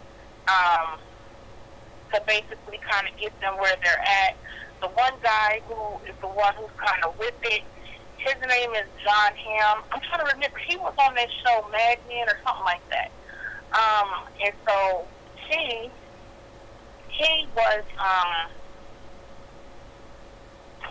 was kind of like a technological whiz in the parts that he did, kind of like being a pickup artist, helping men in that way. And they had where he could speak to them. They put something in their ear, so it was something, and he could speak to them and tell them what to do. He could see what they were doing, and how to talk to women, what have you. So he was kind of like a coach in that manner. But he also worked for a company that they were basically, let me see, how do I explain it? Because there's so many parts to this. Okay, let me do this. Okay, goodness, I'm trying to figure out how to. Okay, I'll read some of this. I was trying to look at this and see how I can kind of express the parts of this. Okay, so we'll start here. Matt, that's the guy's name in the show, who is the John Hamm dude, and Joe Porter is the other guy, are stationed at a small remote outpost in the middle of a snowy wilderness. Joe wakes up on Christmas Day and finds Matt preparing Christmas dinner with "I Wish It Could Be Christmas Every Day" playing on the radio. That's very significant. Matt tries to get Joe to talk about what brought him to the outpost, a topic Matt says they have never discussed in the 5 years they have been there together. Because the one guy, he was kind of out of this. The other guy said they had been there for 5 years. Joe was reluctant to say anything and instead asked what brought Matt there. Happy for the conversation, Matt begins to relay his own story. So basically, Matt's story is the first part. The first part. And basically, I'll just give a little bit summary of that. Let's see.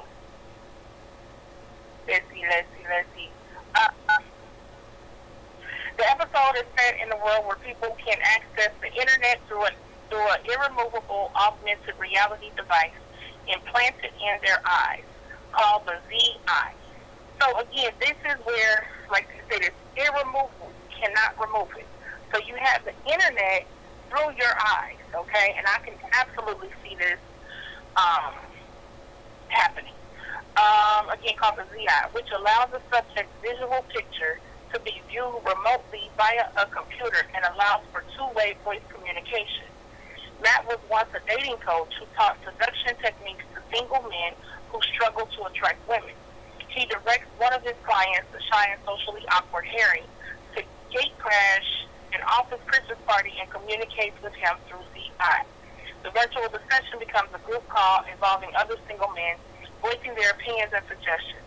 Using information Matt gathers from social media, Harry convinces one of the party guests that they know each other, and he decides to try bonding with Jennifer, a quiet, attractive outsider who does not join in group conversations and could therefore be easy prey for his manipulative seduction techniques. With Matt's help, Harry manages to start a conversation with Jennifer, who admits that she used to take pills, but not anymore, and that she is thinking of leaving the company after Christmas. She's nervous about which voice to listen to, the one saying do it or those telling her not to. Gaining confidence, Harry encourages her to be bold and go for it, to which suggestion she responds warmly. When she leaves to go to the loo, Harry voices the bathroom. Harry voices his doubts to the group about going through with the deceit. He argues with Matt out loud, and when Jennifer sees Harry seemingly arguing, apparently with himself, she asks him back to her home. Thinking they are about to have sex, Harry agrees to go with her. In the bedroom, Jennifer offers him a drink, and as Harry struggles to swallow, she talks about how this drink will liberate them from the voices that watch them and try to get in their head. Matt and all the men are watching gradually deduce that Jennifer is dangerous and has just poisoned Harry, and Matt tells Harry to leave immediately. Jennifer mistakenly believes that Harry and she suffer from the same problem and has decided they will escape the voices together through suicide. The weakened Harry desperately struggles to explain about the ZI and the Watchers Club. So Jennifer assumes he is speaking metaphorically and forces one of the poison drink down his throat with a funnel after drinking it herself.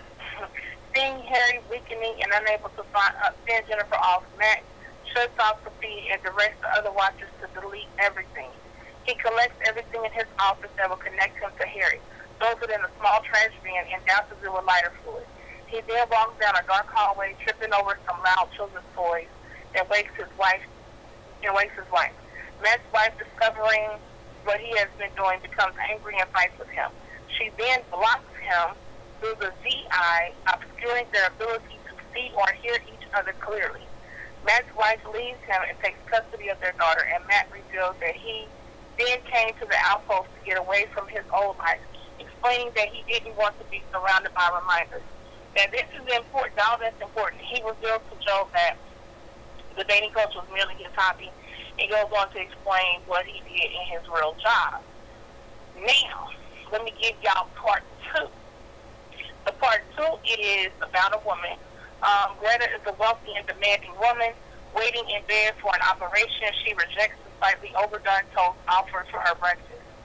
And anesthetist arrives and applies a face mask, telling Greta to count backwards from 10 as she is sedated.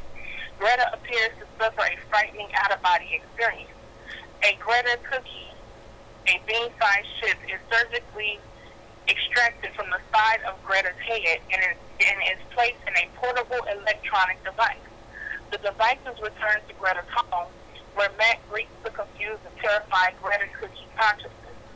She explains that she is not actually Greta, but rather a digital copy of Greta's consciousness, called a cookie, designed to control Greta's smart house and calendar, ensuring everything is perfect for the real Greta.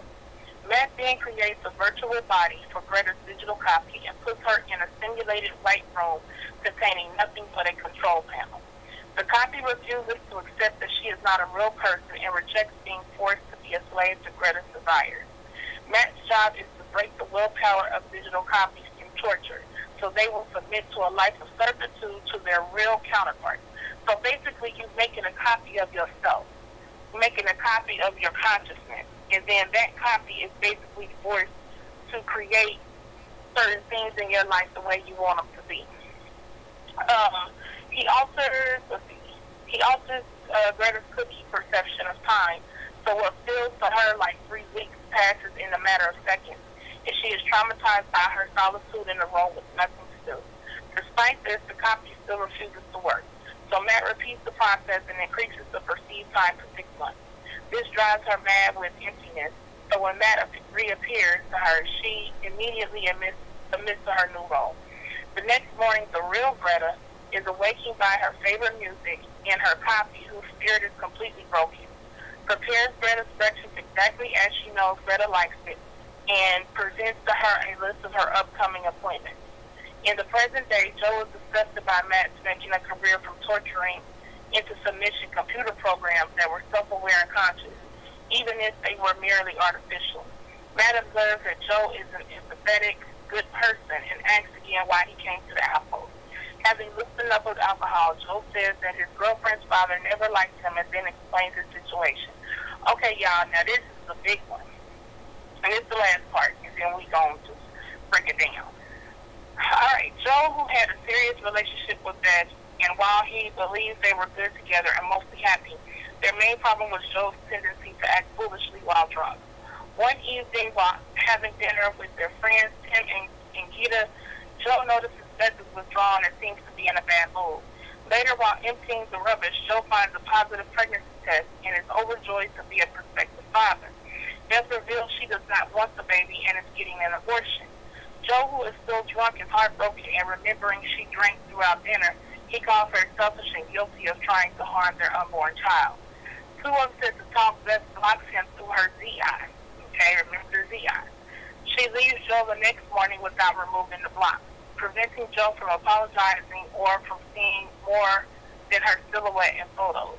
He later tries stalking her at work and meets Tim and Gita, who explain that Beth has left her job. A few months later, Joe spots Beth's silhouette. She is still blocking him with the ZI and sees she is heavily pregnant.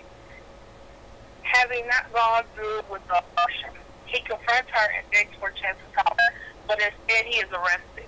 Joe is given a restraining order and is legally blocked from going near Beth or the child. He writes many letters of apologies to Beth, but she never replies. Determined to see his child, Joe waits for Beth at her father's cottage, where she spends every Christmas. Hiding in the woods outside, he sees Beth with the baby, but because the legal block extends to a person's offspring, the child appears as a static still silhouette as well. For the next 4 years, Joe goes to Beth's father's cottage every Christmas to watch his child from the woods and leave anonymous presents on the doorstep. And despite the block, and that's deep when he finally sees the child, and despite the block, he eventually discerns the child is a girl. One day while watching the news, Joe learns that Beth has died in a train crash. This causes the legal block to expire, so Joe can finally see his daughter. Heading to the cottage, heading to the cottage with a snow globe as a present, Joe spots the girl in the garden and cautiously approaches. However, the child has East Asian features, and Joe realizes Beth had been cheating on him with him, which he deduces is why she initially wanted an abortion and later refused to let Joe be a part of the daughter's life. Devastated, Joe follows the girl into the college and confronts Beth's father, who admits he destroyed the letters Joe wrote before Beth could read them. Losing his temper, Joe hits Beth's father in the head with the snow globe unintentionally, killing him. He then flees the cottage and lives on the streets for a few months until he is eventually apprehended by police. Okay, so, I know there was a lot, y'all. I know there was a lot. But here's the thing, right? Now, first of all, this VI thing. The VI, you know how, I'm trying to find a way to describe it, but basically you can block somebody out. So, let's say it's somebody who, you don't like or whatever, and you block them. Let's say you go to the mall, this same person is at the mall. Well, the person is completely blocked out. So they can't see you. You can't see them. Y'all can't talk to each other. Y'all can't have any interaction with each other. So just like on Facebook or whatever, where you can block somebody and they can't see your page, you can't see their page, etc., etc. You can't send them messages and vice versa. It's that, but it's taken into real life. So in these situations, that block plays a major role. Now, the guy who, it's really deep with the guy who finds out the daughter is Asian, or she's mixed, she's half Asian. It's like, man, that one is so heavy because when the woman dies, he's like, oh my gosh, she died, but he's like, okay, I can finally see my daughter. And when he goes up there, the little girl is playing and her back is to him. And when he goes up and he says, hey, whatever, and she turns around, here's this little Asian girl, looking back at him. So he's crushed. This whole time thinking, all of these years, thinking that he had a daughter and everything under the sun, but really, she was the daughter of the Asian man that was his friend because the wife was messing around with him. So that's why she wanted him blocked and everything else. So it's just really, really deep. And so the last real twist to that, and it's still a lot in between there, we couldn't even go into all of it. But I'll say this and pass the mic. The last real twist with that one, which is very interesting, is the guy who was the one who I read about, who his name Matt, who was the pickup artist guy, and he was instructing different men how to get with women and stuff like that. He helped the police. He basically find out in the end that he was virtually there with the guy, and they were at the outpost. They weren't really there, of course. He was virtually there, and they had sent him in basically to get the truth out of the guy. And so, and he was doing that in exchange for no sentence or no charges against him because of what happened with the guy who ended up being killed by the girl. What he was doing was illegal, they say. Anyway, so at the end you find it out. So then he's telling the police, he's like, okay, so can I go? You know, I basically got, because that's his whole thing, was being a manipulator, being able to get information from people. So at the end, he's like, okay, I got it. You know, he broke down everything that happened, because the little Asian girl ended up dying as well. Because when he killed the other guy killed the grandfather, you know, and they're out like in a snow wilderness type place. She tried to go outside looking for help or food or whatever, and of course she ended up dying out in the snow. So that's another reason why he was being charged and all that kind of stuff. So anyway, back to the other guy. So he's like, okay, I helped y'all, get his confession, XYZ, so I can go now, right? I'm free to go and everything. Like, basically, he's not going to jail, not going to prison. And so they were like, yeah, we'll let you go completely free. And then it was like, but there's one caveat. And he was like, what is it? So basically, then you see him leaving the jail or leaving the police department. And as he walks outside, everybody is blocked. Everybody. It's so freaky. Everybody is blocked. So that means basically he has a life of solitude, meaning that he's out in the world. And it's all these other people in the world, but nobody can see him. Nobody can hear him. He can't talk to anybody.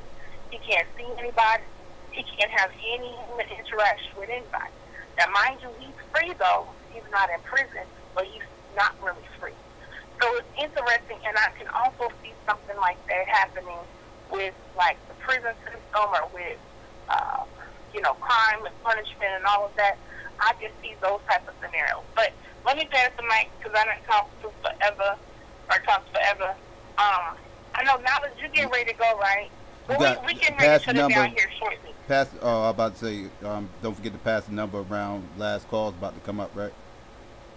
Yeah. We're getting ready to go into overtime. So if you do want to hear however much overtime we have, you have to call in, or you have to go to YouTube. The call-in number is 319-527-6058, 319-527-6058, and press 1. Or to hear the rest of the time on YouTube, you can go to youtube.com/Psychopathiest, SYKOPATHEIST.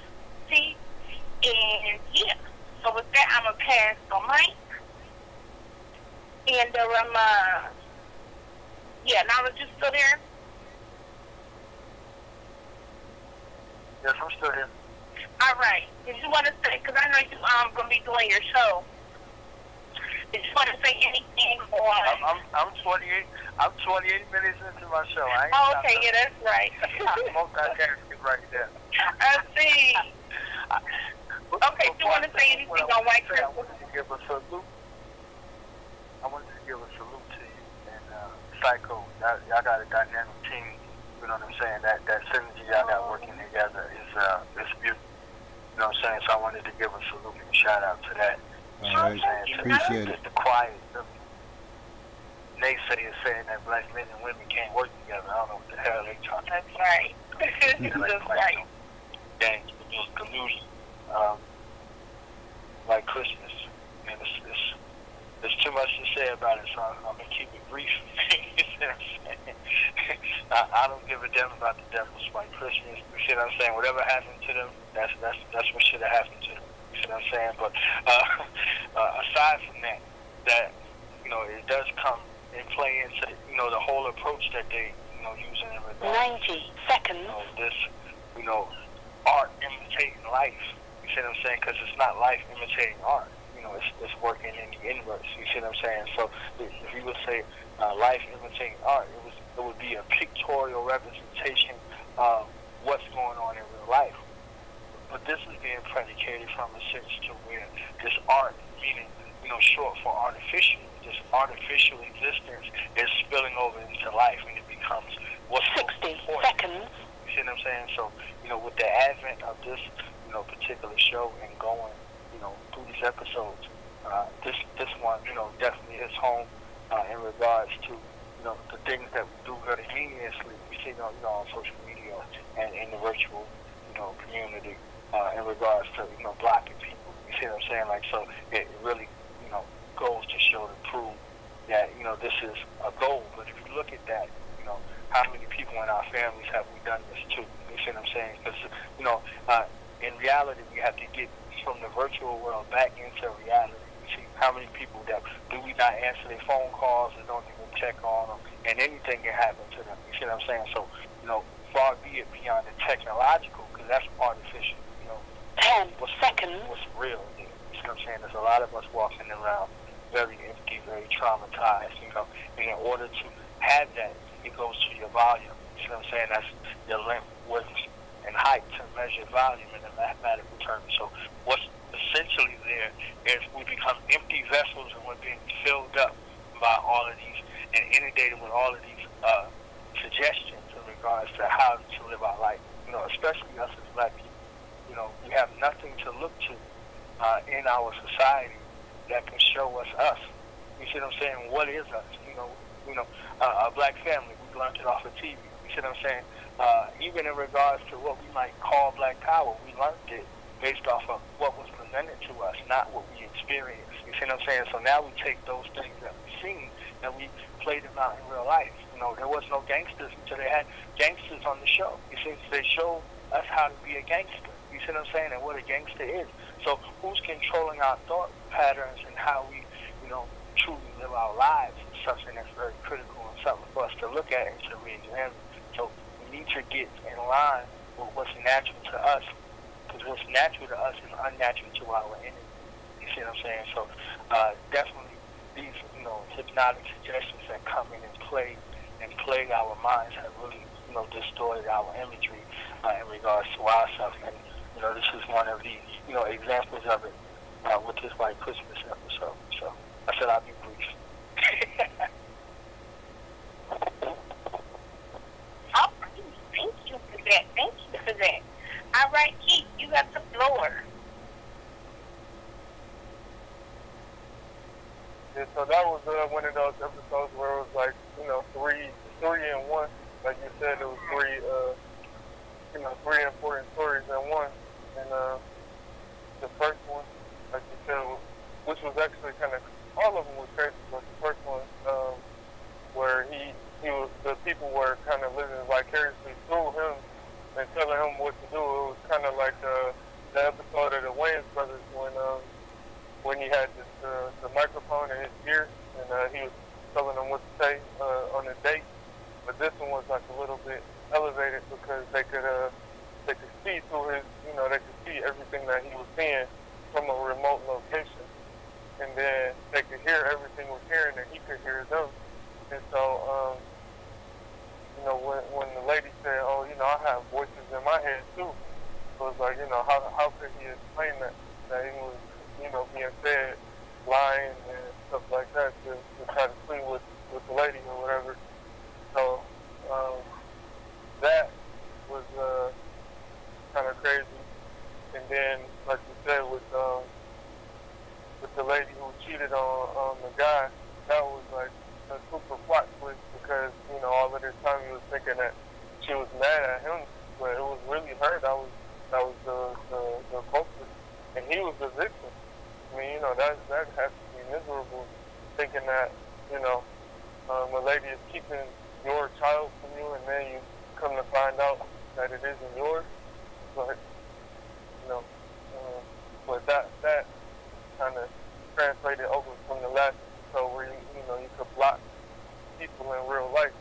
The same way as on social media today, where it's like, a lot of these people who you don't even know in real life, you never met and you never will meet. Like, if you don't want to see that person anymore, all you gotta do is block them. It's like, now they're non-existent to you. And that was the same with that.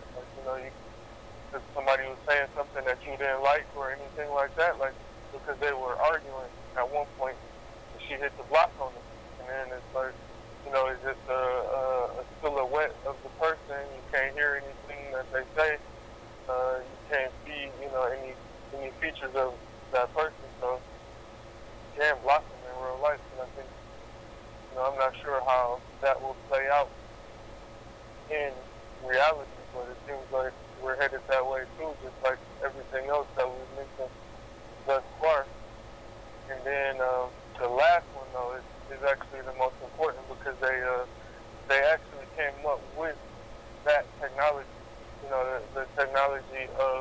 not sure if you remember, but like at the very end, they turned the time clock to 1,000 years or something like that. I think it was like 1 minute equal 1,000 years or something.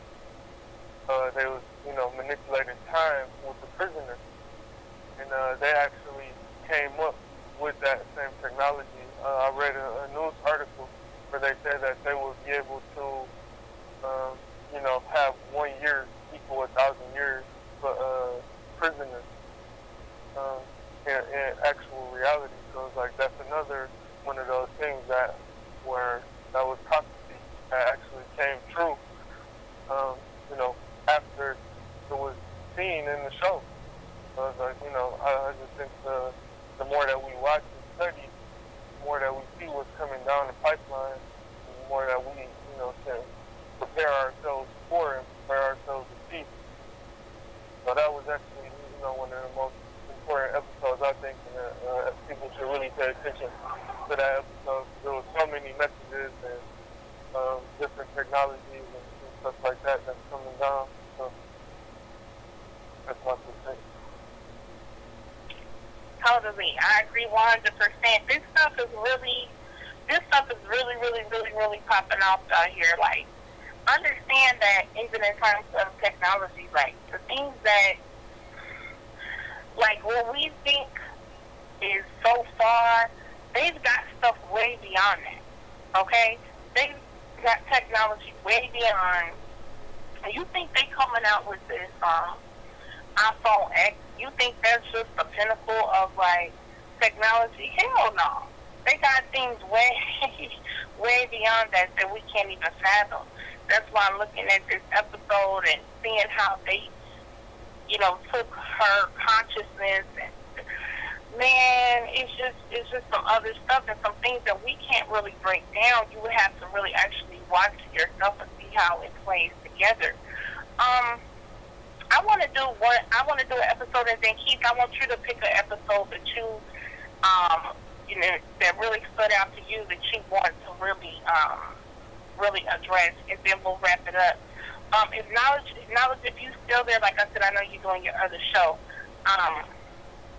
If you're able to, then definitely, you know, you're welcome to. The one episode that I want to go ahead and address, that I'm going to pick out of the ones that were left, is I'm going to have to go with, I think I'm going to have to go with Shut Up and Dance.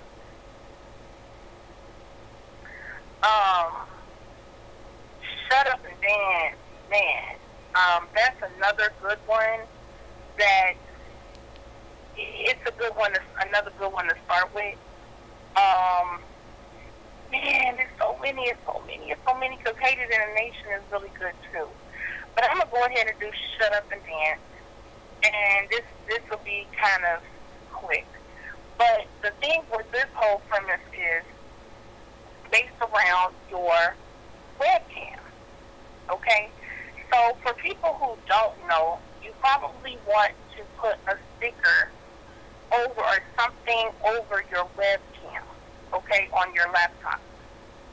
And like, you know, or like your tablets or whatever, you may want to put a sticker over that or something to block it out.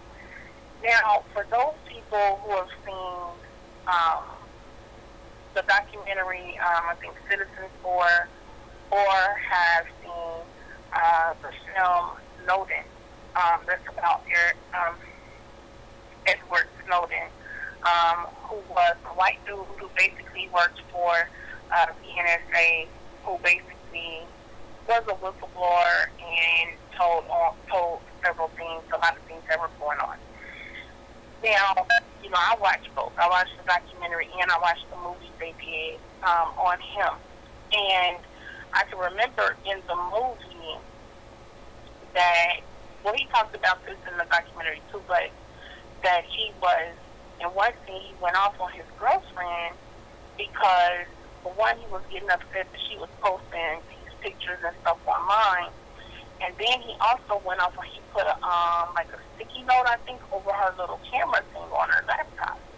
And so she was like, you know, what is this, whatever. He was like, no, like, he got upset, like, no, keep it there. You know, because, of course, at that time, he couldn't tell her what he knew. But, of course, he knew what was up. So, basically, what it is it's like a database. And this is about the Snowden thing, and I'm going to come back to Shut Up and Dance. But, basically, he helped to create this database, and but he didn't know what all the situation about it was, but basically where they can type in anything, you know, that they're looking for specifically. And this database can look at every post, everything on the internet from all different social media sites from everywhere in order to find what it is they're looking for. So say, for instance, they want to look for people who threaten Trump, okay, or who threaten Obama or whatever, who threaten somebody like that in the government, or it could be for anything, but let's say they're looking for that. They can type in whatever keywords they want to use, and it will search the entire internet. Every single whatever. They can get into everything. They can get beyond any type of firewall, beyond any whatever that's encoded. It doesn't matter. And so they can get all that information, and if they want, they can round all those people up who made threats. Or they can then go and monitor those people, and they can send drones. They can send all types of things. So this is what's going on. And it's also what he was trying to warn the people about. And then he also said that one day he was sitting at or by one of the computers, I guess, in the thing, he said he started seeing all these numbers pop up on the screen. And he clicked on one of them, and anyone that you would click on was basically a camera. There's a camera of a drone that was outside of somebody that was basically monitoring somebody.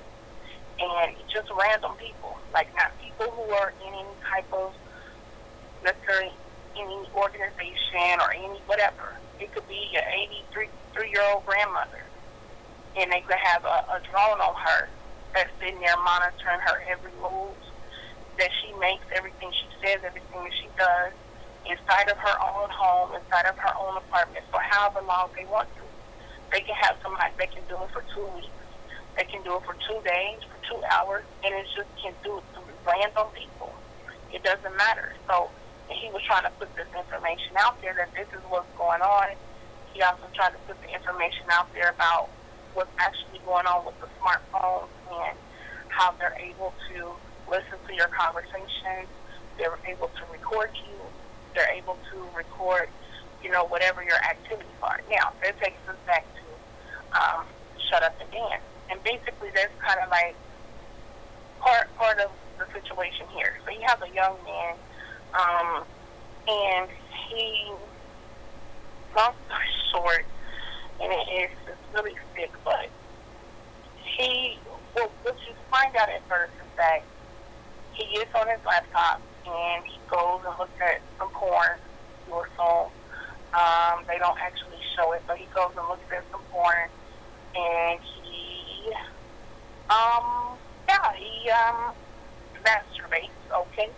And afterwards, he was getting these messages to his email, and the messages were like, "Hey, we see you," or no, yeah, they was like, "Hey, we see you. You know, we know what you did." And he's like, what? You know, so he's looking in these messages, so like, "Yeah, we got you recorded, blah, blah, blah." So they said, "We're going to send you a message tomorrow," this, that, and the other. So, of course, he's scared, he's nervous, he's kind of tripping out at this point. And they proved that because they replayed it back for him. They said, "Yeah, we have you," and they replayed it back for him, so he knew that whoever this is, they're not lying. So the next day he goes to work, and of course he's still very scared and everything, and they told him you need to be at such and such place by such a time to get a delivery. So, you know, and if you mess up at any part along the way, they'll go ahead and release all of the information they have on you publicly. So, of course, he's racing to get there. He's racing to do what he needs to do. So, long story short, the guy comes with this cake, and he says, hey, you're supposed to deliver this cake to this particular address. He takes the cake to that address. It's a guy who's actually also being blackmailed, because that's basically what happened. A guy who's also being blackmailed, and he's being blackmailed for cheating on his wife. And so then both of them basically go on somewhat of an adventure based upon what these people, and they're texting you and letting you know what the next thing you're supposed to do is. So they text them to drive to a certain location and take the cake and do this and do that. Long story short, he ends up going to rob a bank. They made them go rob a bank. And the guy was asking them, he was like, why are you willing to do all of this because you were recorded masturbating? He was like, that's what a lot of guys do. And he said, I know it's embarrassing, but oh my gosh. So you're trying to figure out, like, he's that embarrassed about that he's willing to jump through all of these hoops. But of course there's a twist to it. So the guy didn't really go too much into it. But the other dude, he was doing all of this because he had been cheating on his wife. And if his wife found out, she was leaving and she was taking his daughters, she was taking his children. And so he was very scared of that, and that's why he didn't want the information to get back to his wife. Well, what ends up happening is, like I said, they robbed the bank and all that stuff. They ended up splitting off. The young dude, whatever, he had to go to some part, I think in the forest or somewhere, and he ended up having to fight this guy. They told him fight to the death. He ended up killing the dude because the other dude was also being blackmailed. So these are all people who are being blackmailed. So they told them to fight to the death, and whoever wins, of course, you won't get your information put out there. So the young dude ends up winning. He ends up killing the other guy. Now, oh my goodness. What ends up happening is, after he did all of that, he done robbed the bank, he did everything they told him to do, everywhere they told him to go, he done fought the other dude to the death. After all of that, he gets a call, so he thinks, okay, it's over, whatever. He gets a call from his mother, and she says, why did you do that? How could you do that? So then you figure out, they released the video of him anyway. He did all of that stuff to try to prevent it from being released, and they still ended up releasing it. And then here come the police. It's late at night by that time. He's got blood over him from killing the guy. But here was a twist to it. The reason why he was so afraid and so hell-bent on making sure the information didn't get out is because he was on a child pornography site. And he was looking at little bitty children and was, as I said, masturbating. Because they never showed you what it is he was watching. You just, assumed that it was porn, adult, porn. And it was not. It was little children. And then what's so crazy and freaky about it, at the beginning, you see it's a little bitty girl, and he's just smiling at her, and hey, and this and that, who was in the restaurant. Y'all, this is just so deep. So, the thing about it is, they were able to blackmail him based upon them recording him masturbating, of course, to this child pornography. And so they were able to hold that over his head in order to make him do what they want him to do. That's why it's called Shut Up and Dance. Just do what we want you to do, and then at the end, they still release it anyway. So they go through all of this stuff to humiliate you. They go through all of these things to actually get real charges placed upon you, because now he's charged with robbing the bank and killing this dude, and with child pornography charges. So that's it. It's a wrap for him. He's going to be underneath the prison. So, y'all, that's a really good one, like I said, to start with as well. It's called Shut Up and Dance. That one is pretty deep. But, yeah, so they're spying on us. That means even if you're not doing something that's sick like that, but just whatever in your daily life, whatever the case may be, they're able to record you, to document you, to do all of the above. So you just have to be careful out here. But with that, I'm going to pass the mic to Keith. You got the floor. Anything you want to say about that? And then I want you to go in on your final episode you want to really discuss. Alright, so I got one main episode, which is the one that I mentioned earlier, Man Against Fire. But I do have two honorable mentions that I won't really go into, but honorable mention number one is White Bear, which is, where the lady woke up and then she was running and, everybody was recording on the cell phones and stuff like that. Did you see that one? Yes, I did. Yeah, that was deep, too. That was crazy. That's another one with a real twist at the end. Yeah, so we probably have to do a part 2 to this. Yes. But another one that I had an honorable mention was Me Right Back. And that's the one where, the boyfriend died or whatever. And then they brought him back via his emails and, social media and stuff like that. They was able to recreate him. That one is deep. That one is really deep. And I can also see that happening.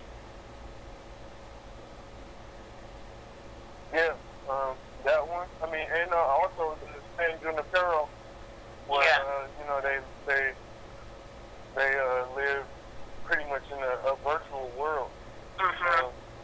But those are honorable mentions. But the one that I personally liked the most was Man Against Fire. And in that one, it was pretty much the main character was a soldier, and it was set kind of in the future because the reason why we know it was set in the future was because of the technology they used. They were able to be outside of the location that they were at, and then they used pretty much like some type of GPS location device. They were able to identify where all of the so-called enemies were. And so what the enemy was it was like an entity or a being they called a roach. And pretty much what a roach was, it kind of looked like an alien, like, some type of, not human being. And so the thing was, they had to kill the roaches. So, they go in and, they say, oh, the roaches, they come and they steal our food, et cetera, like, not big things, but just, small things like that. And, so that was the thing, like, oh, we gotta kill these roaches. And so the main character, he was attacked by a roach, and then, he was able to reverse it, stab him, kill him, et cetera, et cetera. And then I think he shot another one. I think he killed 2. And so everybody was congratulating him, like, oh, you finally got your first kill. He was happy, like, he killed a roach. But when he killed him, they, hit him with some device that made he had an implant or a chip in his head, and then made it, kind of malfunction or whatever. And so later on, when they saw the so-called roaches again, he saw that it was actually real people. Like, so, he tried to stop the other people, like, don't kill them. Like, these are actually real people. But because they had the implant or the chip in their head, they just only thought it was, roaches. Like, they thought it was the aliens. But come to find out that, the people that they were fighting for, the government or whatever, they implanted the chips in their head to allow them to see the so-called enemy as this alien being versus a regular human being, to make it easier to kill, or do carry out the mission that they had to carry out. And I don't want to give away the whole entire thing, but that one just kind of stood out to me because, even though in that episode they used technology to alter the visual of the so-called enemy, it's like, that's the same thing that happens today. Like, why is it so easy for a white police officer to kill a black man? It's because they've been inundated with, this narrative from birth all the way up until now, which, right,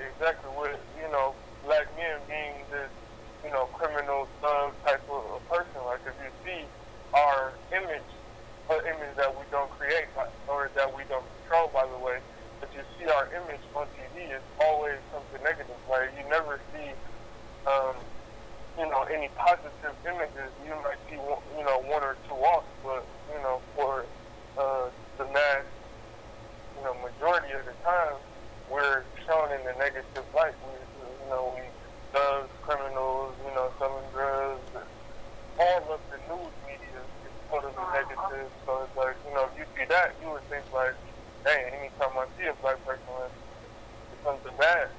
And so, you know, the same way that our perception of our so-called enemy, or even if you want to use the people in the Middle East, like, you know, you see Muslims, like, you automatically associate Muslim equals terrorist, because that's the narrative that they push. Like, you know, when I went down to Cleveland for the Convention of the Oppressed, it was a news story that had just happened. You know, I was going into the hotel to pay, you know, for the room and stuff like that, and they had CNN, and it said terrorist plows truck through crowd or something like that. And I'm like, you know, just because it's a Muslim person, it's automatically a terror attack. Even though, I mean, you know, not saying that it was good or bad, but he drove his car through a crowd of people. But because he's a Muslim, it's a terrorist attack. But when somebody else do it, you know, oh, this man, you know, tries to kill people or kills people or whatever, but it's not terrorist. So it's like the media controls our perception of whoever they deem the enemy as. So, you know, I just want people to go and see and watch that episode. To me, it was like, you know, it almost gives you goosebumps when you see, like, everything. And then, you know, he you know, it was one point when he encountered the doctor, and the doctor kind of told him everything about the history of these implants. And then he told him, like, you know, if you want me to take this chip out of your head, like, you got to deal with all of the memories and everything that, you know, you did. And so he went and showed him that, like, you know, you actually kill people and all of that. So it goes to also show how our people have post-traumatic stress syndrome, too, when they come back from these, you know, combat situations and stuff like that, where they actually have to kill people or seeing people killed. You know, they're stuck with these memories, and that's why it's kind of like, you know, the suicide rate is so high, too. Those soldiers and stuff like that. So, you know, it's kind of twofold. It touches on the control of perception as well as, you know, the harsh reality of the military. Man, yes, that's really a good one, like you said, and I don't want to say too much about, but yeah, you're right. It can be so easily translated into the black experience in America. And yeah, the whole idea of the roaches and all that means. Yeah, this is just, I'm just telling y'all, it's a lot of layers and stuff to this, and I know that, you know, and I'm not trying to come down on whatever people choose to watch, you know. Some of our people do choose to watch, you know, Love and Hip Hop, or what is it, Basketball Wives, or Bad Girls Club, and this other stuff. To me, that's crap. But whatever, to each his own. But if we want to talk about things that are going to actually make you think, that's going to actually spark conversation, that's going to actually make you have some awareness, because at this point where how technology is, it's kind of like we've just adapted to it and we've just accepted it as what it is. And as increasingly there is more control over it, increasingly it gets more and more invasive, increasingly you have fewer and fewer rights. People are just kind of like accepting it and just kind of going with the flow. And so I think this show kind of helps you to stop and look at it from a different perspective. And like he said, that, you know, we don't have to go in that direction, even though a lot of this stuff is looking like that. It's so much to this. Yeah, we definitely would have to do a part 2. The new season, like I said, is getting ready to come out, which I'm excited about. It's going to be more really good stories.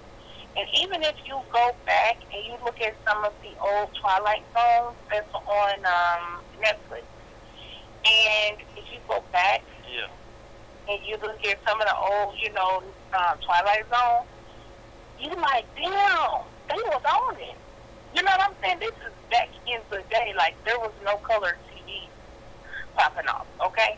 It was black and white, all right? And they was like, they didn't have all these graphics and all these damn, you know, however they can make stuff computer generated, whatever. But the core of the story, the core, was so strong and so real that you seeing this stuff play out today that they was talking about then. But Knowledge, did you want to give a show in summary or episode in summary?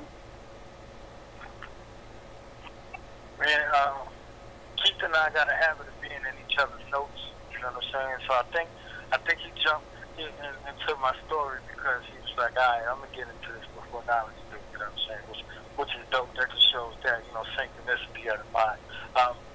So I'll go into another story, but I kind of want to use, you know, some of the things that came out in that story and the crux of the conversation to support what I was talking about. I agree with those honorable mentions. You see what I'm saying? Because that what is it? The joint, the sand, what is it? Tropica or whatever the title is called. It's definitely something. Yes, San Junipero with the lesbians. Yeah, that was like sickening. You know what I'm saying? Yeah. You know, the psychological imprint is what's being, you know, shown in all of these, and that's why, you know, I akin it to that Twilight Zone, because the Twilight Zone, they did not have the technology. What we're witnessing now is we're seeing the technology now. This is when Sophia Stewart, the woman who wrote the Matrix and the Terminator, she gave out this technology, you know, like, you know, 40, 30 years ago. You see what I'm saying? And they did not have the technology to be able to make it manifest. So it was like 30 years ahead of its time. So she really was the oracle in regards to this technology. So they couldn't release the films. Like they couldn't release the Terminator until they got the technology right. That was the holdup. You see what I'm saying? So the same cat who made Avatar, James Cameron, is the same cat who made Terminator. You see what I'm saying? Or stole Terminator, basically, and put it together in the film.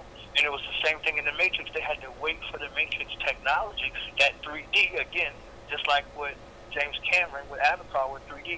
After that, everybody had to do a 3D movie. Otherwise, it wasn't a movie that had any effects in it. You see what I'm saying? So now the storyline had to be pristine, and it had to be an attention grabber to walk you through.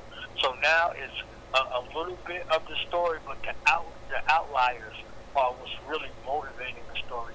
So I wanted to talk about that one with the sister. She woke up and you know, everybody's out there with the camera. You see what I'm saying? Because I definitely saw that one as something that was you know, very critical in our development. And they had a sister. You see what I'm saying? Like they had the sister in one and they had the sister in the other one. So what they found the sister doing in this one and what they had the sister accused of and condemned of in this one was crazy. You see what I'm saying? So the sister wakes up, she doesn't know where she's at, she doesn't know, and she starts, you know, immediately screaming for help, and she's running around, and she sees all these people outside with these camera phones recording, and it kind of just is akin to how we react in the situation nowadays and don't respond. Nobody renders aid. You see what I'm saying? So it shows you mob mentality, and it shows you that, what do you call it, what is it, responder type of situation. I don't know the word, you know what it means, like nobody acts until somebody else responds. You see what I'm saying? Responders effect or something like that. So, you know, until this lady intervenes, you know, then she, you know, puts herself into the story as if she's on the same level as, you know, the sister. So, you know, they got people trying to kill them, and, you know, they got these outfits, you know, with these colors, and, you know, they acting crazy, and, you know, the people at the onlookers, bystanders effect, that's what I'm talking about. You know, the onlookers are just filming, you see what I'm saying? So, you know, they running for their life, and they're trying to get to the place, you know, the sister is going along in the story, and she's oblivious to what's going on, but these particular tones and frequencies are jarring up particular memories. So she sees the memory of this little girl, and, you know, it's supposed to be her daughter in her mind, you know. She's with a white dude, you know, like That's all that, all of that extra stuff that they put in there. This is all the background. That's, making the memories real. So she's trying to find this little girl, and then, it's kind of like a Manchurian type of situation with her and this white girl, because she's saying stuff, and then when she says stuff or when she hears something, it triggers these memories. But there's only jaded, distorted parts of the memory. So, their job is to get to this place, White Bear, so they can cut off, this extreme low frequency, what they're saying is the cause and the crux for everybody, like, being out of their mind. Like, nobody's acting except for these other people who found out that there's no law and there's no rule in the society, so they acting crazy. So, it's a terrifying type of experience, a traumatizing experience. Basically, they're being hunted after, by these figures that's, playing into the story. And, they get to this place where, it's time for them to, before that, they get asylum from some white dude. They get in his car, and, he's supposed to be taking them to a safe place where there's no radio waves, because the thing about it is, there's radio waves just the cause of making people acting crazy. There's no cell service, there's no nothing. So he brings them into the woods, and, he acts like he's a friend, and then, he turns on them, and, he ties them up or whatever, and he's about to kill them. So, they get out of that situation, and then they go, if you're watching this, the onlooker, you're watching this film, and you're in the space of these people that's trying to escape. So you're going through the highs and lows and ups and downs, and you're also seeing a distorted image of this memory. So, it's really a case to where, the TV now is viewing you and your responses, and, using the artificial intelligence to predict your behavior and your response to what you're seeing. So they get to the place, and, they break into this type of military compound. So it's about to be like they, the heroes to save the day. And then it comes to find out that it was, all type of a game, all type of a game that they were showing. And the key of it is that the thing comes up, like the door rises up, and they see the audience, and they're clapping and they're cheering, and so it's kind of like, from what I gather, and I think y'all can add on better, what I gather from the situation is that, this is a part of her prison sentence, for committing murder. So, like you cheering and hoping that the murderer becomes the victor. You see what I'm saying? Just like in Avatar, James Cameron said, what would you think if you were cheering for the Iraqis the whole time? You see what I'm saying? Because you're cheering for the people. And the Avatar, you see the U.S. military as the enemy. You see what I'm saying? So it goes to show you how the rest of the world views this, enemy, but it's all done through propaganda. And back with the joint that Keith was talking about, Man Against Fire, is how they can distort your view and make anybody an enemy. You see what I'm saying? Yeah. Now, all it has to do is change your perception. So it's very key in the same way, how they made supposedly the murderer, the hero, chance for the hero, come to find out that she's supposed to be the murderer. You see what I'm saying? And, a part of the punishment is that they wipe her memory every day. You see what I'm saying? And she has to do this every day. Every day, over and over. So she'll never, So she'll never get a chance to see that this is, a game. So again, back to what you were saying, since when they're about our condition in America, no matter how much we're shown, it's like that movie 50 First Dates. You see what I'm saying? No matter how much we're shown in a day, the next day we wake up like nothing happened. Yep. You see what I'm saying? Like that's real. We mad for Trayvon. You see what I'm saying? We mad, and to the next one, to the next thing, to the next one, to the next thing. You see what I'm saying? And there's no through line in between. So it's like we got a memory wipe every night, and we wake up, and we don't know who we are, we don't know where we're going. So now we're interdependent on somebody to give us our identity again. You see what I'm saying? So it's the same thing, and they're waiting for us to wake up every single day to give us this refurbished identity every day. You see what I'm saying? So and we're wondering why nobody's helping us, so we're wandering around aimlessly. So we're presented to white America as criminals. You see what I'm saying? As a people, we're presented as criminals. see what I'm saying? So that's us wandering around, and we looking for some bystanders to help us. How come nobody wants to help us? And how come nobody wants to, why can't anybody do anything for us? Well, how come the government hasn't? Well, how come the president? How come the like? So we're doing all of this, but we're forgetting how we're seen and how we're being shown. You see what I'm saying? To the onlooker, we're criminal. You see what I'm saying? And we represent criminal people. You know, useless people, worthless people. So you know, we just led to slaughter. But we're slaughtered in a way, not just physically, mentally, socially, emotionally, psychologically, all of those aspects. And just to add what you just said right there, not to cut you off, but just made me think of that. In terms of you said, we're a criminal people and everything else, but even within that, what was she doing? She was entertaining. She was entertaining these white people, and that's what we do. That's one of the things that we're quote unquote allowed to do is to be entertained. But go ahead, I'm sorry. No, that's cool, and that's very, very key. You see what I'm saying? So we in this prison cell, basically, like there was one of those episodes in the Twilight Zone when they went to another planet, and one of the people from the spaceship had got killed, and they buried them, and they say, hey, we made you a place for you to stay while we repair your ship. You see what I'm saying? So he goes into the place, and you see all of the comforts of home, the whiskey, all of that. You see what I'm saying? But he was in a cage, and it shows Earth's human in this natural habitat. You see what I'm saying? So this is how they had her on display. You see what I'm saying? So, it's as close as you could get to a criminal, but it was still saying that she's very dangerous. Right. So they already prepared their imagination for it. They had children out there of this lynching. You see what I'm saying? The only thing is that the person doesn't die. They die every single day. You see what I'm saying? Every single day they die. You see what I'm saying? So every single day we're in this interface in this society under this microscope. We're dying every day. You see what I'm saying? So it's akin to our experience. But if we don't have the relationship, we'll just look at it like, oh, that was a good TV show. You see what I'm saying? Exactly. That's where the disconnect comes in. It's like it's just a TV show, or it's just a movie, or y'all looking too deep into everything. Y'all trying to find something, with everything. You can't just be blah, blah, blah, because it never is. It never is. You see what I'm saying?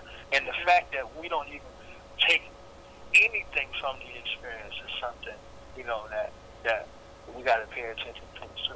Because when it comes time, for people to come together, we got to remember those people who ain't taking away nothing. You see what I'm saying? It's like the ant and the grasshopper.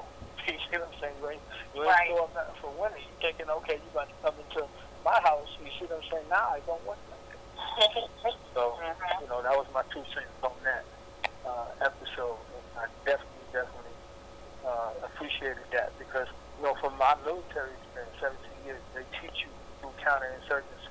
They prepare your imagination for your enemy. You see what I'm saying? So everything we spoke about the media, and, they show you North Korea and say, look at what they're doing. You understand what I'm saying? They show you Iraqis, they show you Afghanis, they show you the population, and they tell you about them. You don't get the chance to be interfaced with them. They tell you who they are, and what to watch out for and all of that. You said, and don't trust them. You see what I'm saying? So they make them an enemy in your mind. So you ready to kill every Iraqi, every Afghani that you see over there, just like the roaches. You understand what I'm saying? So it don't matter if there was people. You don't see people. You see targets. You see what I'm saying? Cat Williams said something funny. He said, show me the Iraqi uniform. He said, I'll wait. He said, and they call them insurgents. They don't call them people. You see what I'm saying? They killed 250 insurgents. So it prepares your imagination to where even the observer, you see what I'm saying, that hears about it doesn't even think twice about it. You see what I'm saying? And they do have brownouts. You see what I'm saying? And that term is real. So when a U.S. soldier dies or a coalition soldier dies in Iraq, Afghanistan, they brown out all of the media. You can't get on social media. You can't use the phone, any of that. You see what I'm saying? In the remote areas, they shut all of the communication down. You see what I'm saying? So, basically trying to get their story straight, and then they put out what they want to put out.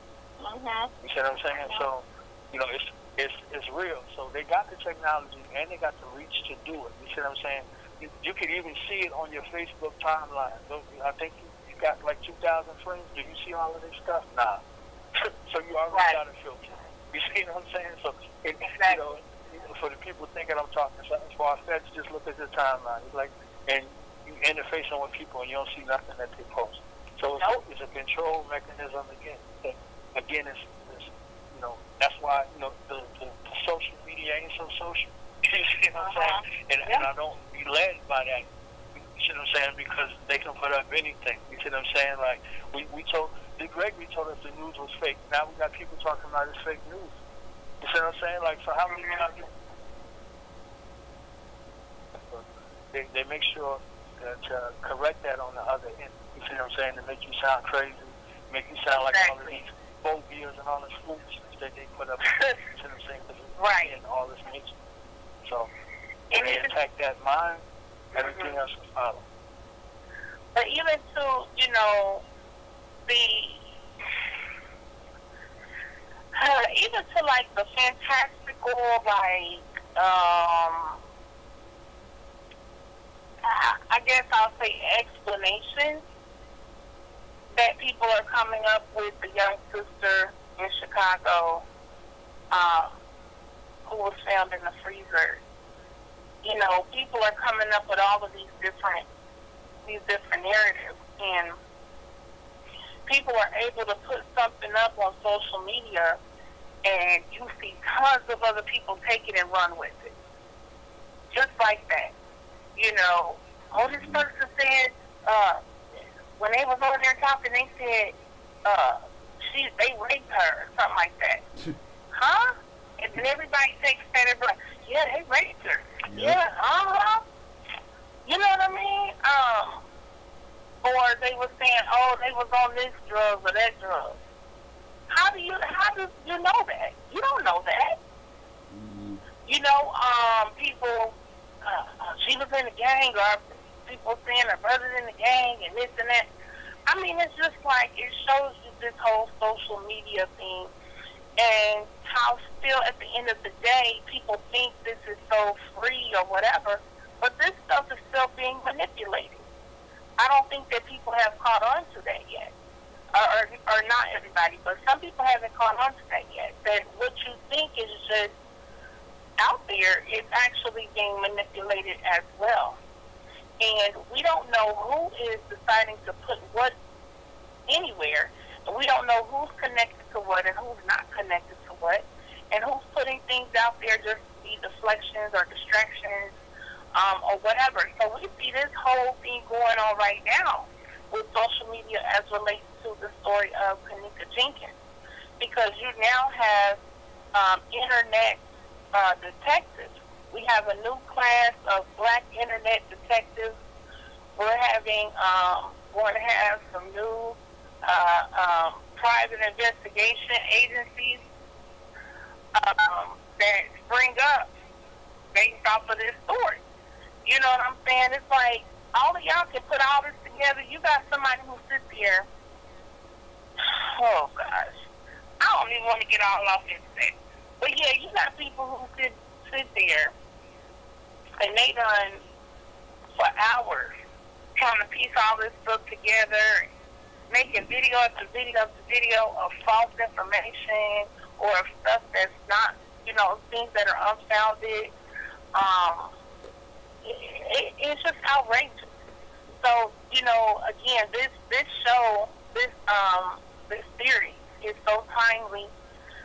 Again, it's really not futuristic. It's really present day, and like I said, 15 minutes in the future. So it's not something that's far spaced out there. It's something very, very realistic in today's time. And just to see the ways, and I honestly do believe a lot of this is predictive programming, because again, it's not far-fetched to believe some of these types of technology are going to be commonplace very, very soon. The ability to rewind back your memories within your own head, within your own mind, and replay things and see them over, everything that you saw, that you heard, that you experienced. From that to, the way that You know, you can be manipulated with people getting your information and things offline. It can have you doing any and everything you can imagine in order to not expose you online. And you have a lot of that type of stuff that's going on. To the story about Nosedive, where you're trying to get everybody to give you the highest score and the most stars that you can get, so that you can try to elevate your life socially. I mean, it's so much. It's so much. Keith, are there any final words that you want to say? And thank you so much. Thank both of y'all for being here. I greatly appreciate you. And then, Keith, is there anything you want to say? And then, Psycho, I want you anything you want to say, you know, about all that we discussed. Are you asking me now? Well, for me, Okay. go ahead. Go ahead, Keith. And then I'll let Keith go, then Knowledge, and then Psycho, you give me your breakdown. But anything you want to say in wrapping up? I just want to say thanks. I appreciate you having me on, and I appreciate you giving us this platform to be able to share such a, you know, insightful and prophetic show with the people, and hopefully these conversations will spark more interest and more people to go and watch it. So what's coming down the pipeline, and you know, hopefully the word kind of spreads like wildfire, and just hope more people watch it and you know, see what's going on and open their eyes and just, you know, look with all three eyes and not just two. And, really, my final word is just thank you. That's what's up. That's right. And thank you so much. I appreciate that. All right, Brother Knowledge, you have the floor. I just wanted to give another shout out to Renee Black. You know what I'm saying? Always holding it down in the lane I can't go in. Like this, you know, the types of topics that you hit on, only you qualify to get into them. You see what I'm saying? And you got a partner who shares a sentiment, you see what I'm saying, that really, you know, goes in. You see what I'm saying? I hate to, you know, get on Psycho's bad side. You know what I'm saying? Psycho be going in, man. Going on you all the way. Yep. Yeah. So I mean, definitely, you know, with this particular topic, I always want to, you know, bring anything that we're dealing with, anything that we presented with, back to us as people. You see what I'm saying? Something that we can learn from, something that we can glean from. You know, if we're willing. You see what I'm saying? So, you know, definitely thank you for, you know, coming up with this particular topic, because you took it in place today that, you know, Keith and I didn't. You see what I'm saying? So, you know, different audiences, different interfaces, different vantage points. Boom. You see what I'm saying? You know, it's not the same. So it was definitely powerful. And for the family, y'all can check us out. Please tune in on this Sunday. We're doing today. Before I go, today is our elder ancestor, warrior, Pan-African inspiration. Kwame Nkrumah's solar return is today, and on Sunday, 3 p.m. Eastern Standard Time, we're doing a tribute. So, you know, we're asking the family to call in, you know, share their experiences. We're going to get into Pan-Africanism, what it means, should we still use it, you see what I'm saying, and all we are kin or aligned to, you know, the goals, aims, and objectives of, you know, Kwame Nkrumah and so many others in that lane of Pan-Africanism, what it did for them and what it's doing for us today. So that's 3 p.m. Eastern Standard Time. So I just wanted to say that. Most definitely. Thank you for, you know, allowing us to come on the platform. Oh, absolutely. Anytime. And let me also put out there that right now we got, you know, one of the nominees for the Black Power Award. Okay? We got Brother Knowledge on here who's nominated for a Black Power Award. Yeah, congratulations. You can still vote. You can go to blackpoweraward.com. And yes, I want to give you congratulations on that. And you do an amazing job. Family, make sure you check out Do the Knowledge Radio. As Brother Knowledge said, he's going to be having a tribute on Sunday. I think he said 3 p.m. Eastern, right? 3 p.m. Eastern, 2 p.m. Central. That's Do the Knowledge. You can. I'm pretty sure you made the flyer. I'm pretty sure I did. I was like, dang, why just ask that? But yeah, it's at 3 p.m. Eastern. And when you look, if you want to look up Do the Knowledge, it's THA. All right, you know we got to put our spelling in there. Do the Knowledge. Okay. And then Brother Keith, of course, we know he does tons in Detroit. This is an amazing, prolific brother. Keep your eye on Brother Keith. As he said, his sister has a play coming up. And you said about, his sister Afi out of Houston, she has her art show coming up. So family, just keep connected. Like I said, there's so many people doing things. There's so many things that you can contribute to and participate in for people who care about the community, who care about the people, and just need your support. Psycho, yes. I know you've been, kicked back also, but what's your takeaway or anything you wanted to say about, what you heard or, we discussed these episodes before off air, and you got me interested in wanting to see the show. Unfortunately, I didn't get a chance to see it, so I wasn't able to chime in and add on, and put in on the input or the breakdown. Okay. I wish I did, but I'm definitely going to try to catch up on this show before the next season comes out. So when y'all do part 2, I can participate a little bit more.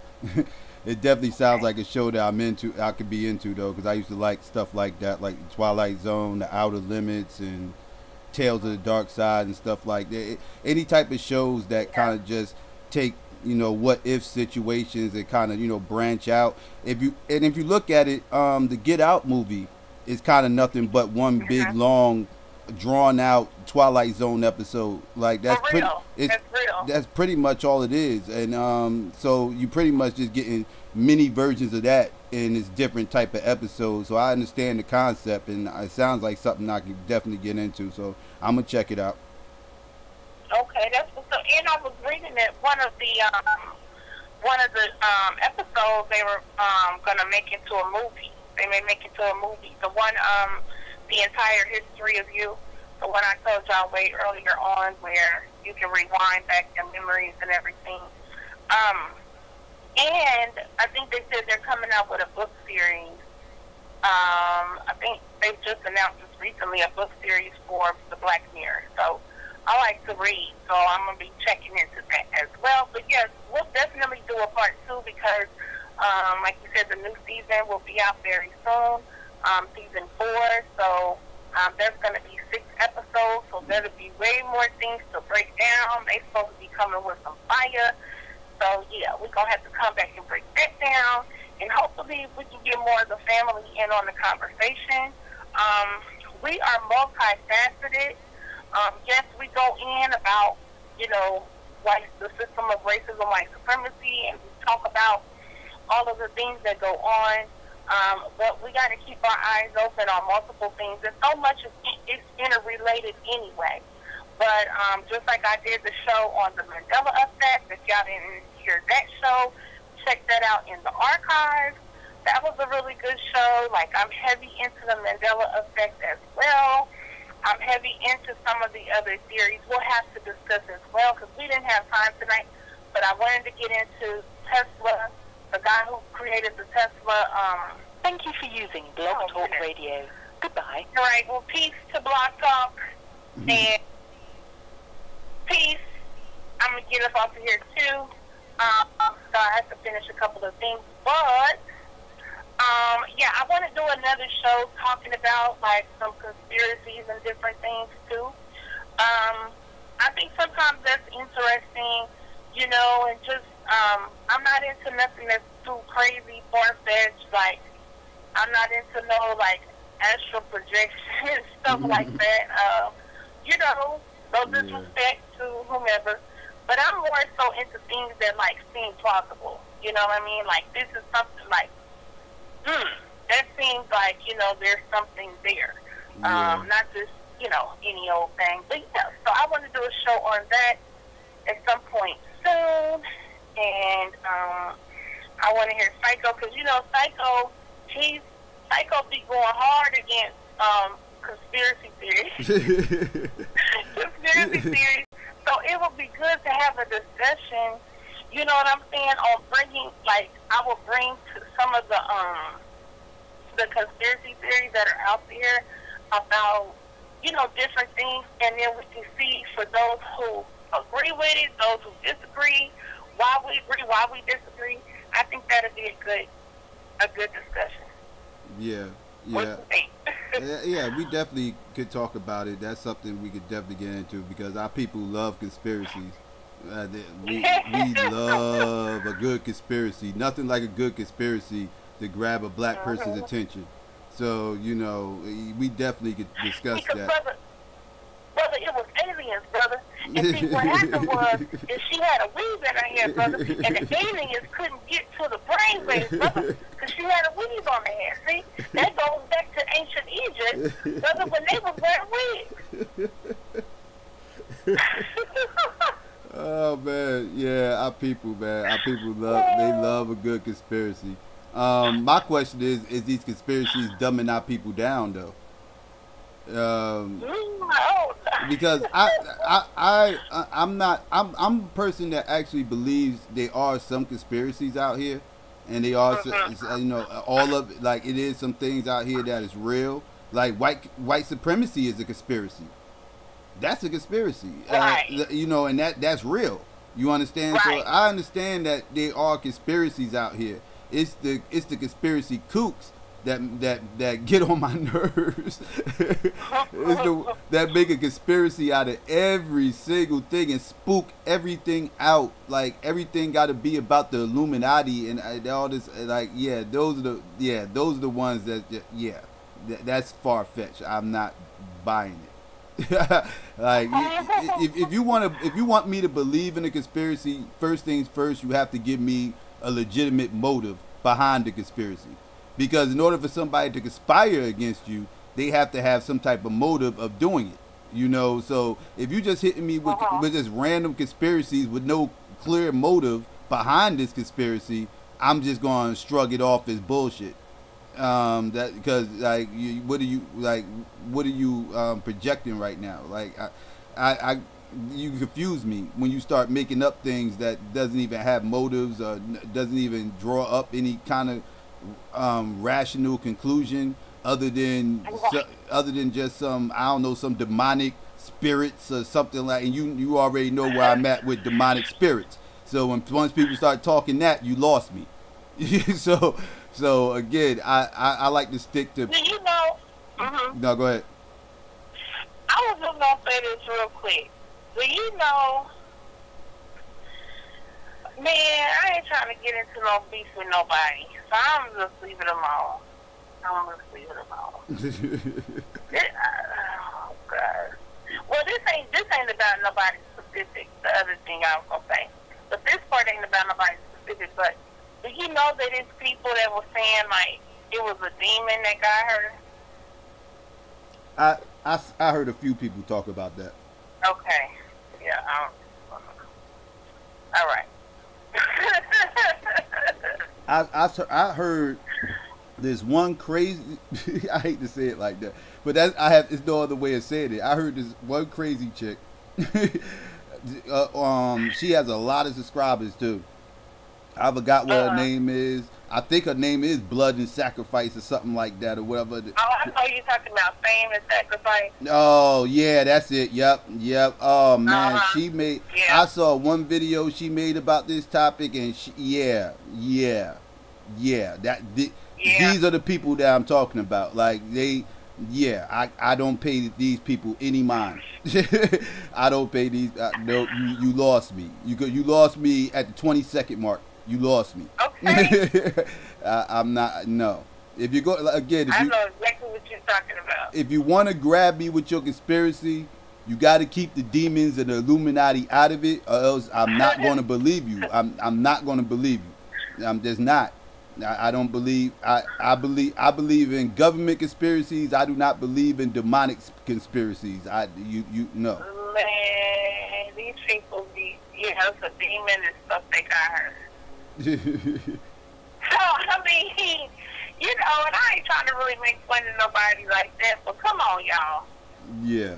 Come on, y'all. For real, it's a demon that got her. How you know? If it's a demon, how do you know? Yeah, exactly. They came and told you, or what? Wait. They know because they saw it in the video. Oh, that's right. They saw it in the video with that one frame that they froze. See, I ain't trying to offend nobody, but you know how people be saying stuff like, I'm sorry, no. But you know how people be saying stuff like, I prayed over it. I prayed over it day and night. Yeah. Yeah, I prayed over it day and night. I watched the video day and night. And I prayed over it. And it spoke to me and said, a demon got it. Okay. Oh, man. I shouldn't be laughing, but I can't help but to laugh when I think that grown-ass people really believe this crap. Like, I'm just like, I can't. It just, people just spook everything out, and it's like, it's not that serious. And then everybody using this as another way to see the last days. Oh, the last days. Yep. Y'all, see, I could be a third extra fool. I'm trying to be good. Yep. I'm trying to be good. Of course, everything is the sign of the end of times. Everything. These are the last days, and this is the proof. Anytime something bad happens, this is the proof. So yeah. And let me tell you this: this one dude. Okay, this one dude is saying that he's not gonna deal with the story no more for his safety. I guess he got so close into solving the case that he got so close to solving the case that the people coming after him, I guess. I don't know. Oh, Lordy. Yeah. People seeing things, and people like, yeah, that video's been edited, it's been proven. Like, really? Right. By who? who proved this? Like, it's been proven in your mind. It's been proven. Like, and judging by the things you're saying, it don't take much to prove that. So, like, ain't like you as exactly a critical thinker. You know, like, people kind of lose their credibility with me when they start talking some of this crazy stuff. Like, I can't. Like, after a while, it's like, okay, you losing credibility with me. I can't take certain things you say, but so serious at this point because you lost me. Oh my God. Yeah, this dude telling me I'm done. He said because for my safety, they trying to get me. Because he done set up. Oh, man. Like. Yeah, I guess he done solved the case. He done solved the damn case. He the case closed. I solved it on the damn YouTube. So that means they coming after me. Only these spooky conspiracy theorists could turn a sad situation into a comical one. Only they can do that. Like, it's sad. It's sad because this is really a sad situation. But they turned it comical because the way they acted. It's like, you know, we not laughing at the young lady dying. Obviously, you know, that's sad in itself. You understand what I'm saying? But but the reaction of the people, like just making up things. Like, really just going off their gut feelings and trying to insert their gut feelings as facts. Like, okay. Like, no. It don't work like that. See, probably what happened, she got possessed, see, I know, see, when I was 15 years old, I never forget. And my grandmother told me, see, she said demons can jump into you. And she probably was in oh, gosh. Yeah, okay. All right. Yeah. I just don't, I don't know. I guess I'm too, like, much of too cynical. I don't know. But I just can't fall for certain stuff. I can't go for certain things. You know what I mean? Neither. Like, people be telling me stuff, and I'll be like, Whenever I'm not really, I just be like, oh, okay. I'll be like, Because people will tell you yeah. anything. Because people will tell you. I'm telling you, it's people like this is the reason why I'm an atheist. It's people like this is the reason why I'm an atheist. Because they done talked all this spooky ass shit around me my entire life, and they never gave me good reasons behind these crazy ass things that are flying out of their mouth that they try and present as facts that they can't show me. Just like this case, they'll be like, somebody was carrying her from room to room and this, that, and the third. Like, really? Who? And you gotta go back and look you gotta go back and look at this video that I saw where they edited to show you that it really was edited, and all this. They took out the unedited part and put this part in there, and they edited this, and like, well, how do you know who's editing what in there? Like, what? like, Listen, let me tell you, like, so this, but you know what the good part about this is? I ain't trying to be funny. The good part about this is it has inspired a whole new group of people to go into different careers. You have people who are now becoming editing experts, video experts. You have people who are forensic specialists. Mm-hmm. You have people who are demonic specialists now. You have people who can do lie detectors. It's all kind of careers that open up behind this because everybody knows everything. Okay? Oh man. And you can see somebody right there. See that person? Where? I don't see nobody. Right there. See, it's real quick. Okay, that looks like it's Richard. No. That's a person. You see that seat right there? No, I don't. See, if somebody standing there. And okay, so if somebody's standing there, then what? Oh man. Oh, that means what? They really be bugging me out. They really be trying to break it down frame by frame by frame, and they'll pause. Look. You see the ghost right there? You see the ghost shadow? Look right there. You see the shadow? Whose shadow is that? Oh man! I bet you if we ask some of these people and say, hey, you know, some people they kind of believe like that. And again, I ain't trying to make fun of nobody, but some of this stuff is funny to me. I'm sorry, but if we ask some of these people who kind of believe along those lines and be like, hey, and I think that might have been a demon that got hurt. How much you want to bet it will be hella people be like, yo, that's what I said. Yep. It will be hella people who be like, yep, I think so too. Mm-hmm. I bet it was a demon. Okay. I'm telling you. Right. I'm telling you, watch. I'm going to grab the original video, edit some shit up in there, some old crazy shit, like a real quick too, some quick flash shit, boop, boop, like you could barely see it.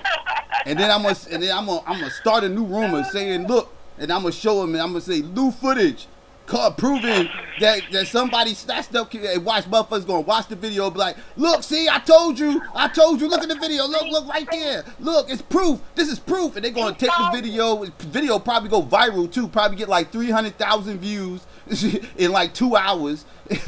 Everybody eating it up, saying, look, the new proof of Alkeika Jenkins, some old dude, it was the devil, it was Lucifer. It was Lucifer. Look, pause it real quick. Look, and they'll mess around and see the South Park devil. The South Park devil be saying right there. I'll edit the South Park devil right there, whatever. They swear up and down Lucifer grabbed her. They'll swear.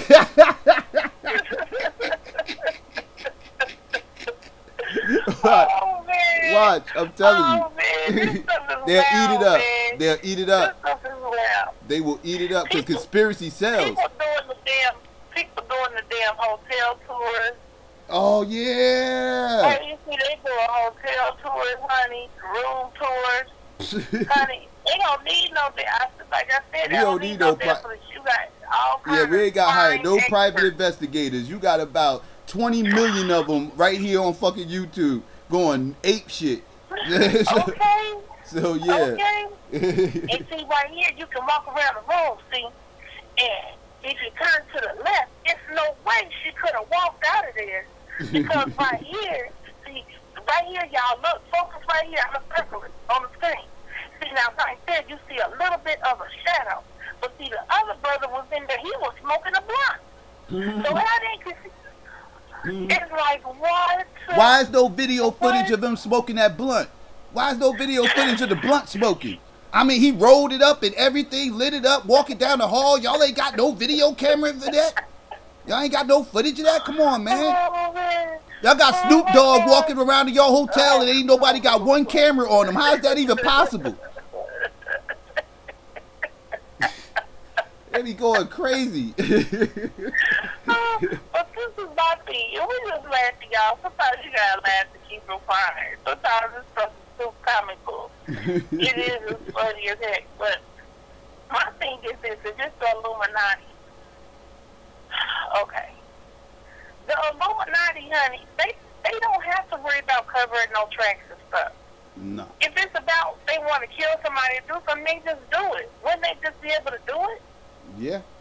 They wouldn't have found it in no freezer either. If the Illuminati is who y'all said the Illuminati is. If the Illuminati is who the people who believe in the Illuminati said the Illuminati is, they wouldn't have found it in no freezer.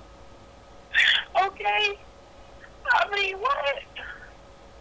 I mean, and don't get me wrong, I'm not laughing at the Desert Egg and Sister. I'm not trying to make a joke or mockery of that in any type of way.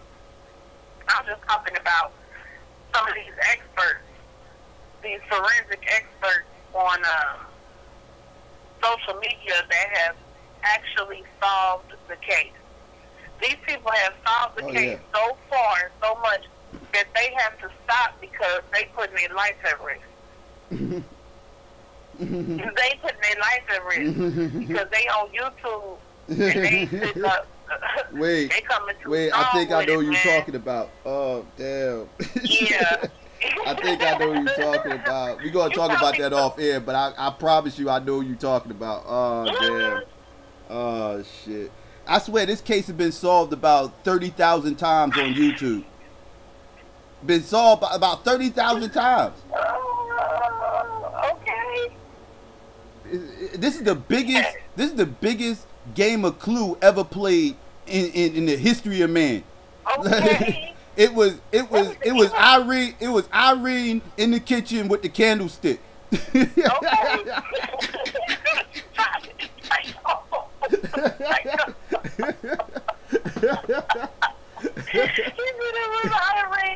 in the kitchen with the candlestick. That's for real.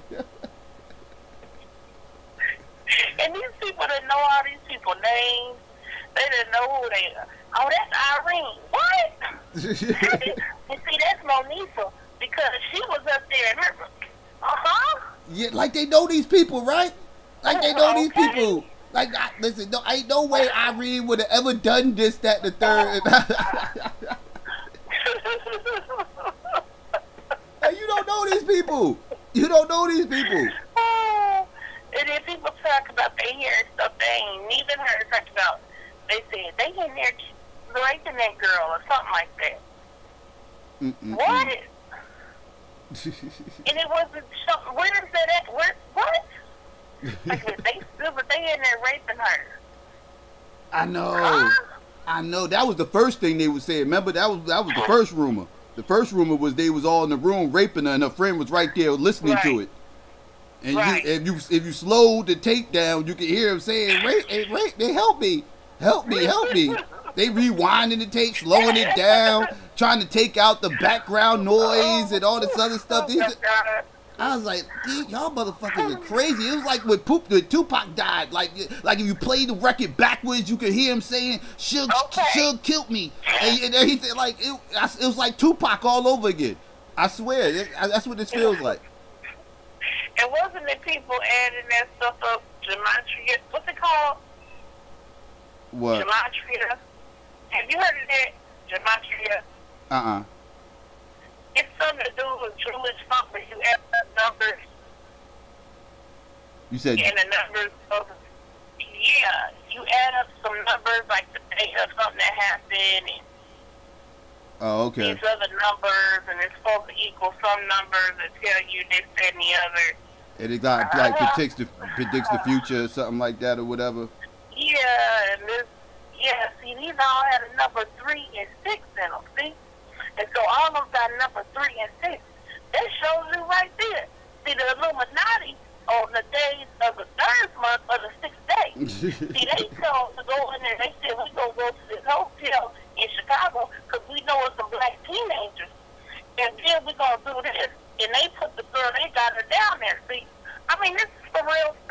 people are saying. Like, this is like for real.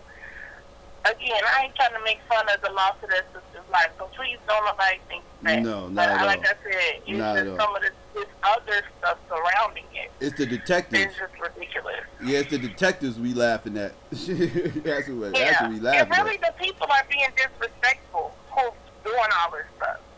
Because to me, that's kind of dirty and it's like muddying the waters. You know what I mean? Mm-hmm. Because you got everybody come up with these damn theories and stuff and putting these things out. And here's the hotel room, like I said, and here's the hotel tour and all this stuff. That's, to me, it's also confusing a lot of stuff. And I will honestly say, you probably know one of the people I'm talking about, but who you was just saying, you think I know who I'm talking about, what I said earlier, is using this as a means to get some type of internet fame. Mm-hmm. Yeah, a lot. You are seeing a lot of that. You're seeing a lot of Yeah, that. I mean, this particular person, this person, I ain't never seen them do nothing for real, like on some real stuff. I mean, I ain't gonna say never, but this person is off the hook with it. And yeah, they done solved the case 2, 3, 4 times. And like I said, I guess they got too hot on their tail, so they said they not gonna risk their life no more to give us the information about what happened to Kanika. They not willing to risk their life any longer. Oh man, that's insane, man. That's insane. I mean, what? Hey, couldn't this energy be spent doing other things better that could actually be doing something other than? It's enough detectives out here on the case with this. Okay. Like, you know, I don't know, man. And then it was this girl who was stripper girl. That's what, you know, they tried to put out there about her. But she is or whatever, I guess. And she was on the video. She was real loud. Like some kind of reddish hair or something. Talking about, yeah, Chicago gonna have to pay me. Oh, I think I know who you're talking about. She was like one of the first people on the case, right? She was like one of the first people on the case. Yeah. Yeah. I done solved the whole damn thing. Y'all gonna, everybody looking at the wrong thing. Man, girl, sit down. That shit is comical with these people. Sit down. Yeah.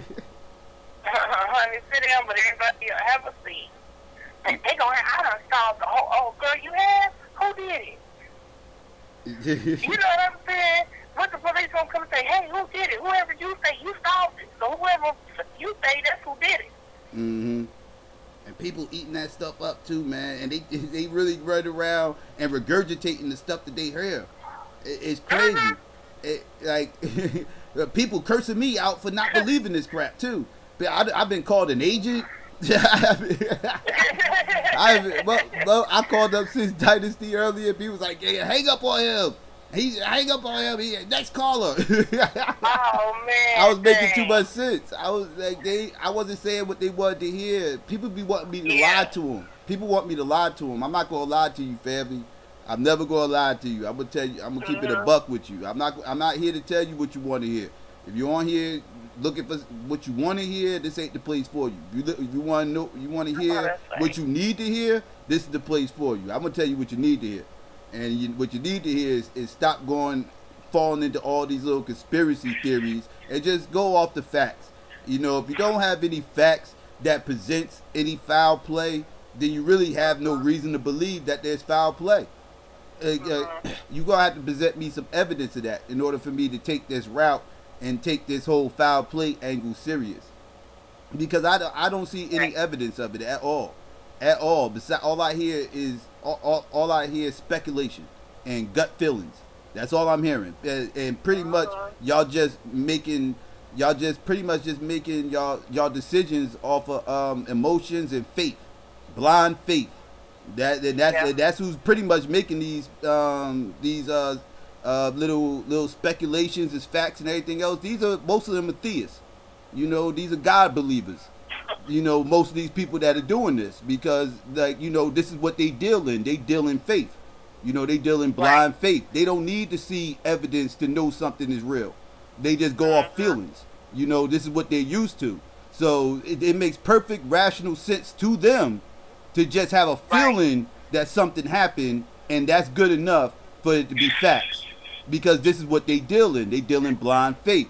I don't deal in blind faith. So therefore, I'm not going to see this the way you see this. I'm looking at the actual evidence, and I'm looking at the facts, and I don't see any facts that lead me to believe that there was foul play at all. I agree. I concur. Yeah, y'all, we gotta, come on, y'all. Come on. And like I was, when I called Mr. Fantasy earlier, not like somebody, like I said, we can't lose track of all of the other news stories that's going on. It's hella stuff going on, y'all. Hella stuff going on. Like, even in terms of doing this topic today, I was like, man, there's so many different things we could speak on. But I did wanted to build on this topic, and it's been a while coming, so we went ahead and did it today. But there's so much different stuff going on politically with Trump, different things going on with North Korea, different things going on with Jeff Sessions, different things going on with all of these attacks on black people throughout this country by white supremacists. It's a lot of stuff popping off, y'all. A lot of stuff, of course, with the weather and with these hurricanes, and a lot of destruction that's been caused, and then the regentrification that's going to result from that, and how they're setting that up. So it's all kinds of things, you know, that we need to focus on. And while I am saddened about the young sister, the young, beautiful sister, and while I'm saddened about, you know, what her mother has to endure and go through and everything at the same time, it's just a real story, because, you know, I also kind of feel like things are just not adding up to where it seems somewhat like it's possible it could be a false flag. Or, on the other hand, I feel like it's possible it could just have been an accident and not something that was malicious, a malicious intent. But whatever the case may be, we can't get too off into that. You know what I'm saying? We can't get so far off into that story that we can't see anything else, that we can't pay attention to what else is popping out here. You know how many other black girls? You know how many other black girls came up missing since this story came out that nobody's even talking about? Probably because everybody's focused on this, trying to find some conspiracy, chasing the boogeyman, when we could be trying to prevent this from happening again. Yep. And the thing is, you know, it's like our people do love, you know, to be entertained and stuff like that, but, you know, some of us just love, like, soap operas and stuff. Yeah. You know? Yeah. And it's kind of like a soap opera storyline. I'm for real. It kind of really is. Well, it turned into that. I think people turned it into that. Yeah. It's like a murder mystery. Who done it? It's a who done it mystery. That's what we got going on. I ain't trying to laugh at that. That's real, though. That's real. That's what we got going on right now. That's real. That's the real. You gotta be out here next time tonight. But it's real. It is like a whodunit. You know what I'm saying? Like, like you said, a game of Clue. Yeah. You know, I hate to say it. I hate to say it like that. But that's what it is. You know? The biggest game of Clue I ever played in my life. I swear. I ain't think we get played this many motherfuckers. Oh my God. Man, this stuff is wild, y'all. Yeah. You a wild boy. Yeah, this stuff is crazy, man. Yeah, definitely. All right, let me get my butt up here. I have to do something. Yeah, definitely. I gotta go finish a couple of things. So let me go off of here. It was great. Psycho, I appreciate you. Thank you for broadcasting the show. No doubt. And yeah, Sunday night at work. So, but I do plan to be back on probably Tuesday. But if you have something else, you know what I'm saying, you probably will come on sometime before then. If I'm around, you know, I definitely will be down. I'll definitely be there. Yeah, definitely. Yeah, I'll probably be on. I don't know when, Friday or Saturday. You know, whenever I get the urge. That's why make sure you guys hit that bell, get that notification, so y'all know when I go live. Let's see, you know I had to call you, Renee. But yeah, but yeah, make Yeah, 'cause they straight up playing me, man. I can't click the bell. But yeah. Yeah, make sure y'all click subscribe and like too if y'all haven't already. I appreciate everybody in the chat. Shout out to everybody who is listening. The next show will be Sunday, 9 p.m. Eastern Standard Time. Make sure y'all check out Renee Black Graphics on Facebook. If you need any logos, designs, or whatever, she'll take care of you. Let's see, anything else? No, that's about it. Yeah, all right. Peace and Black Power, family. We out.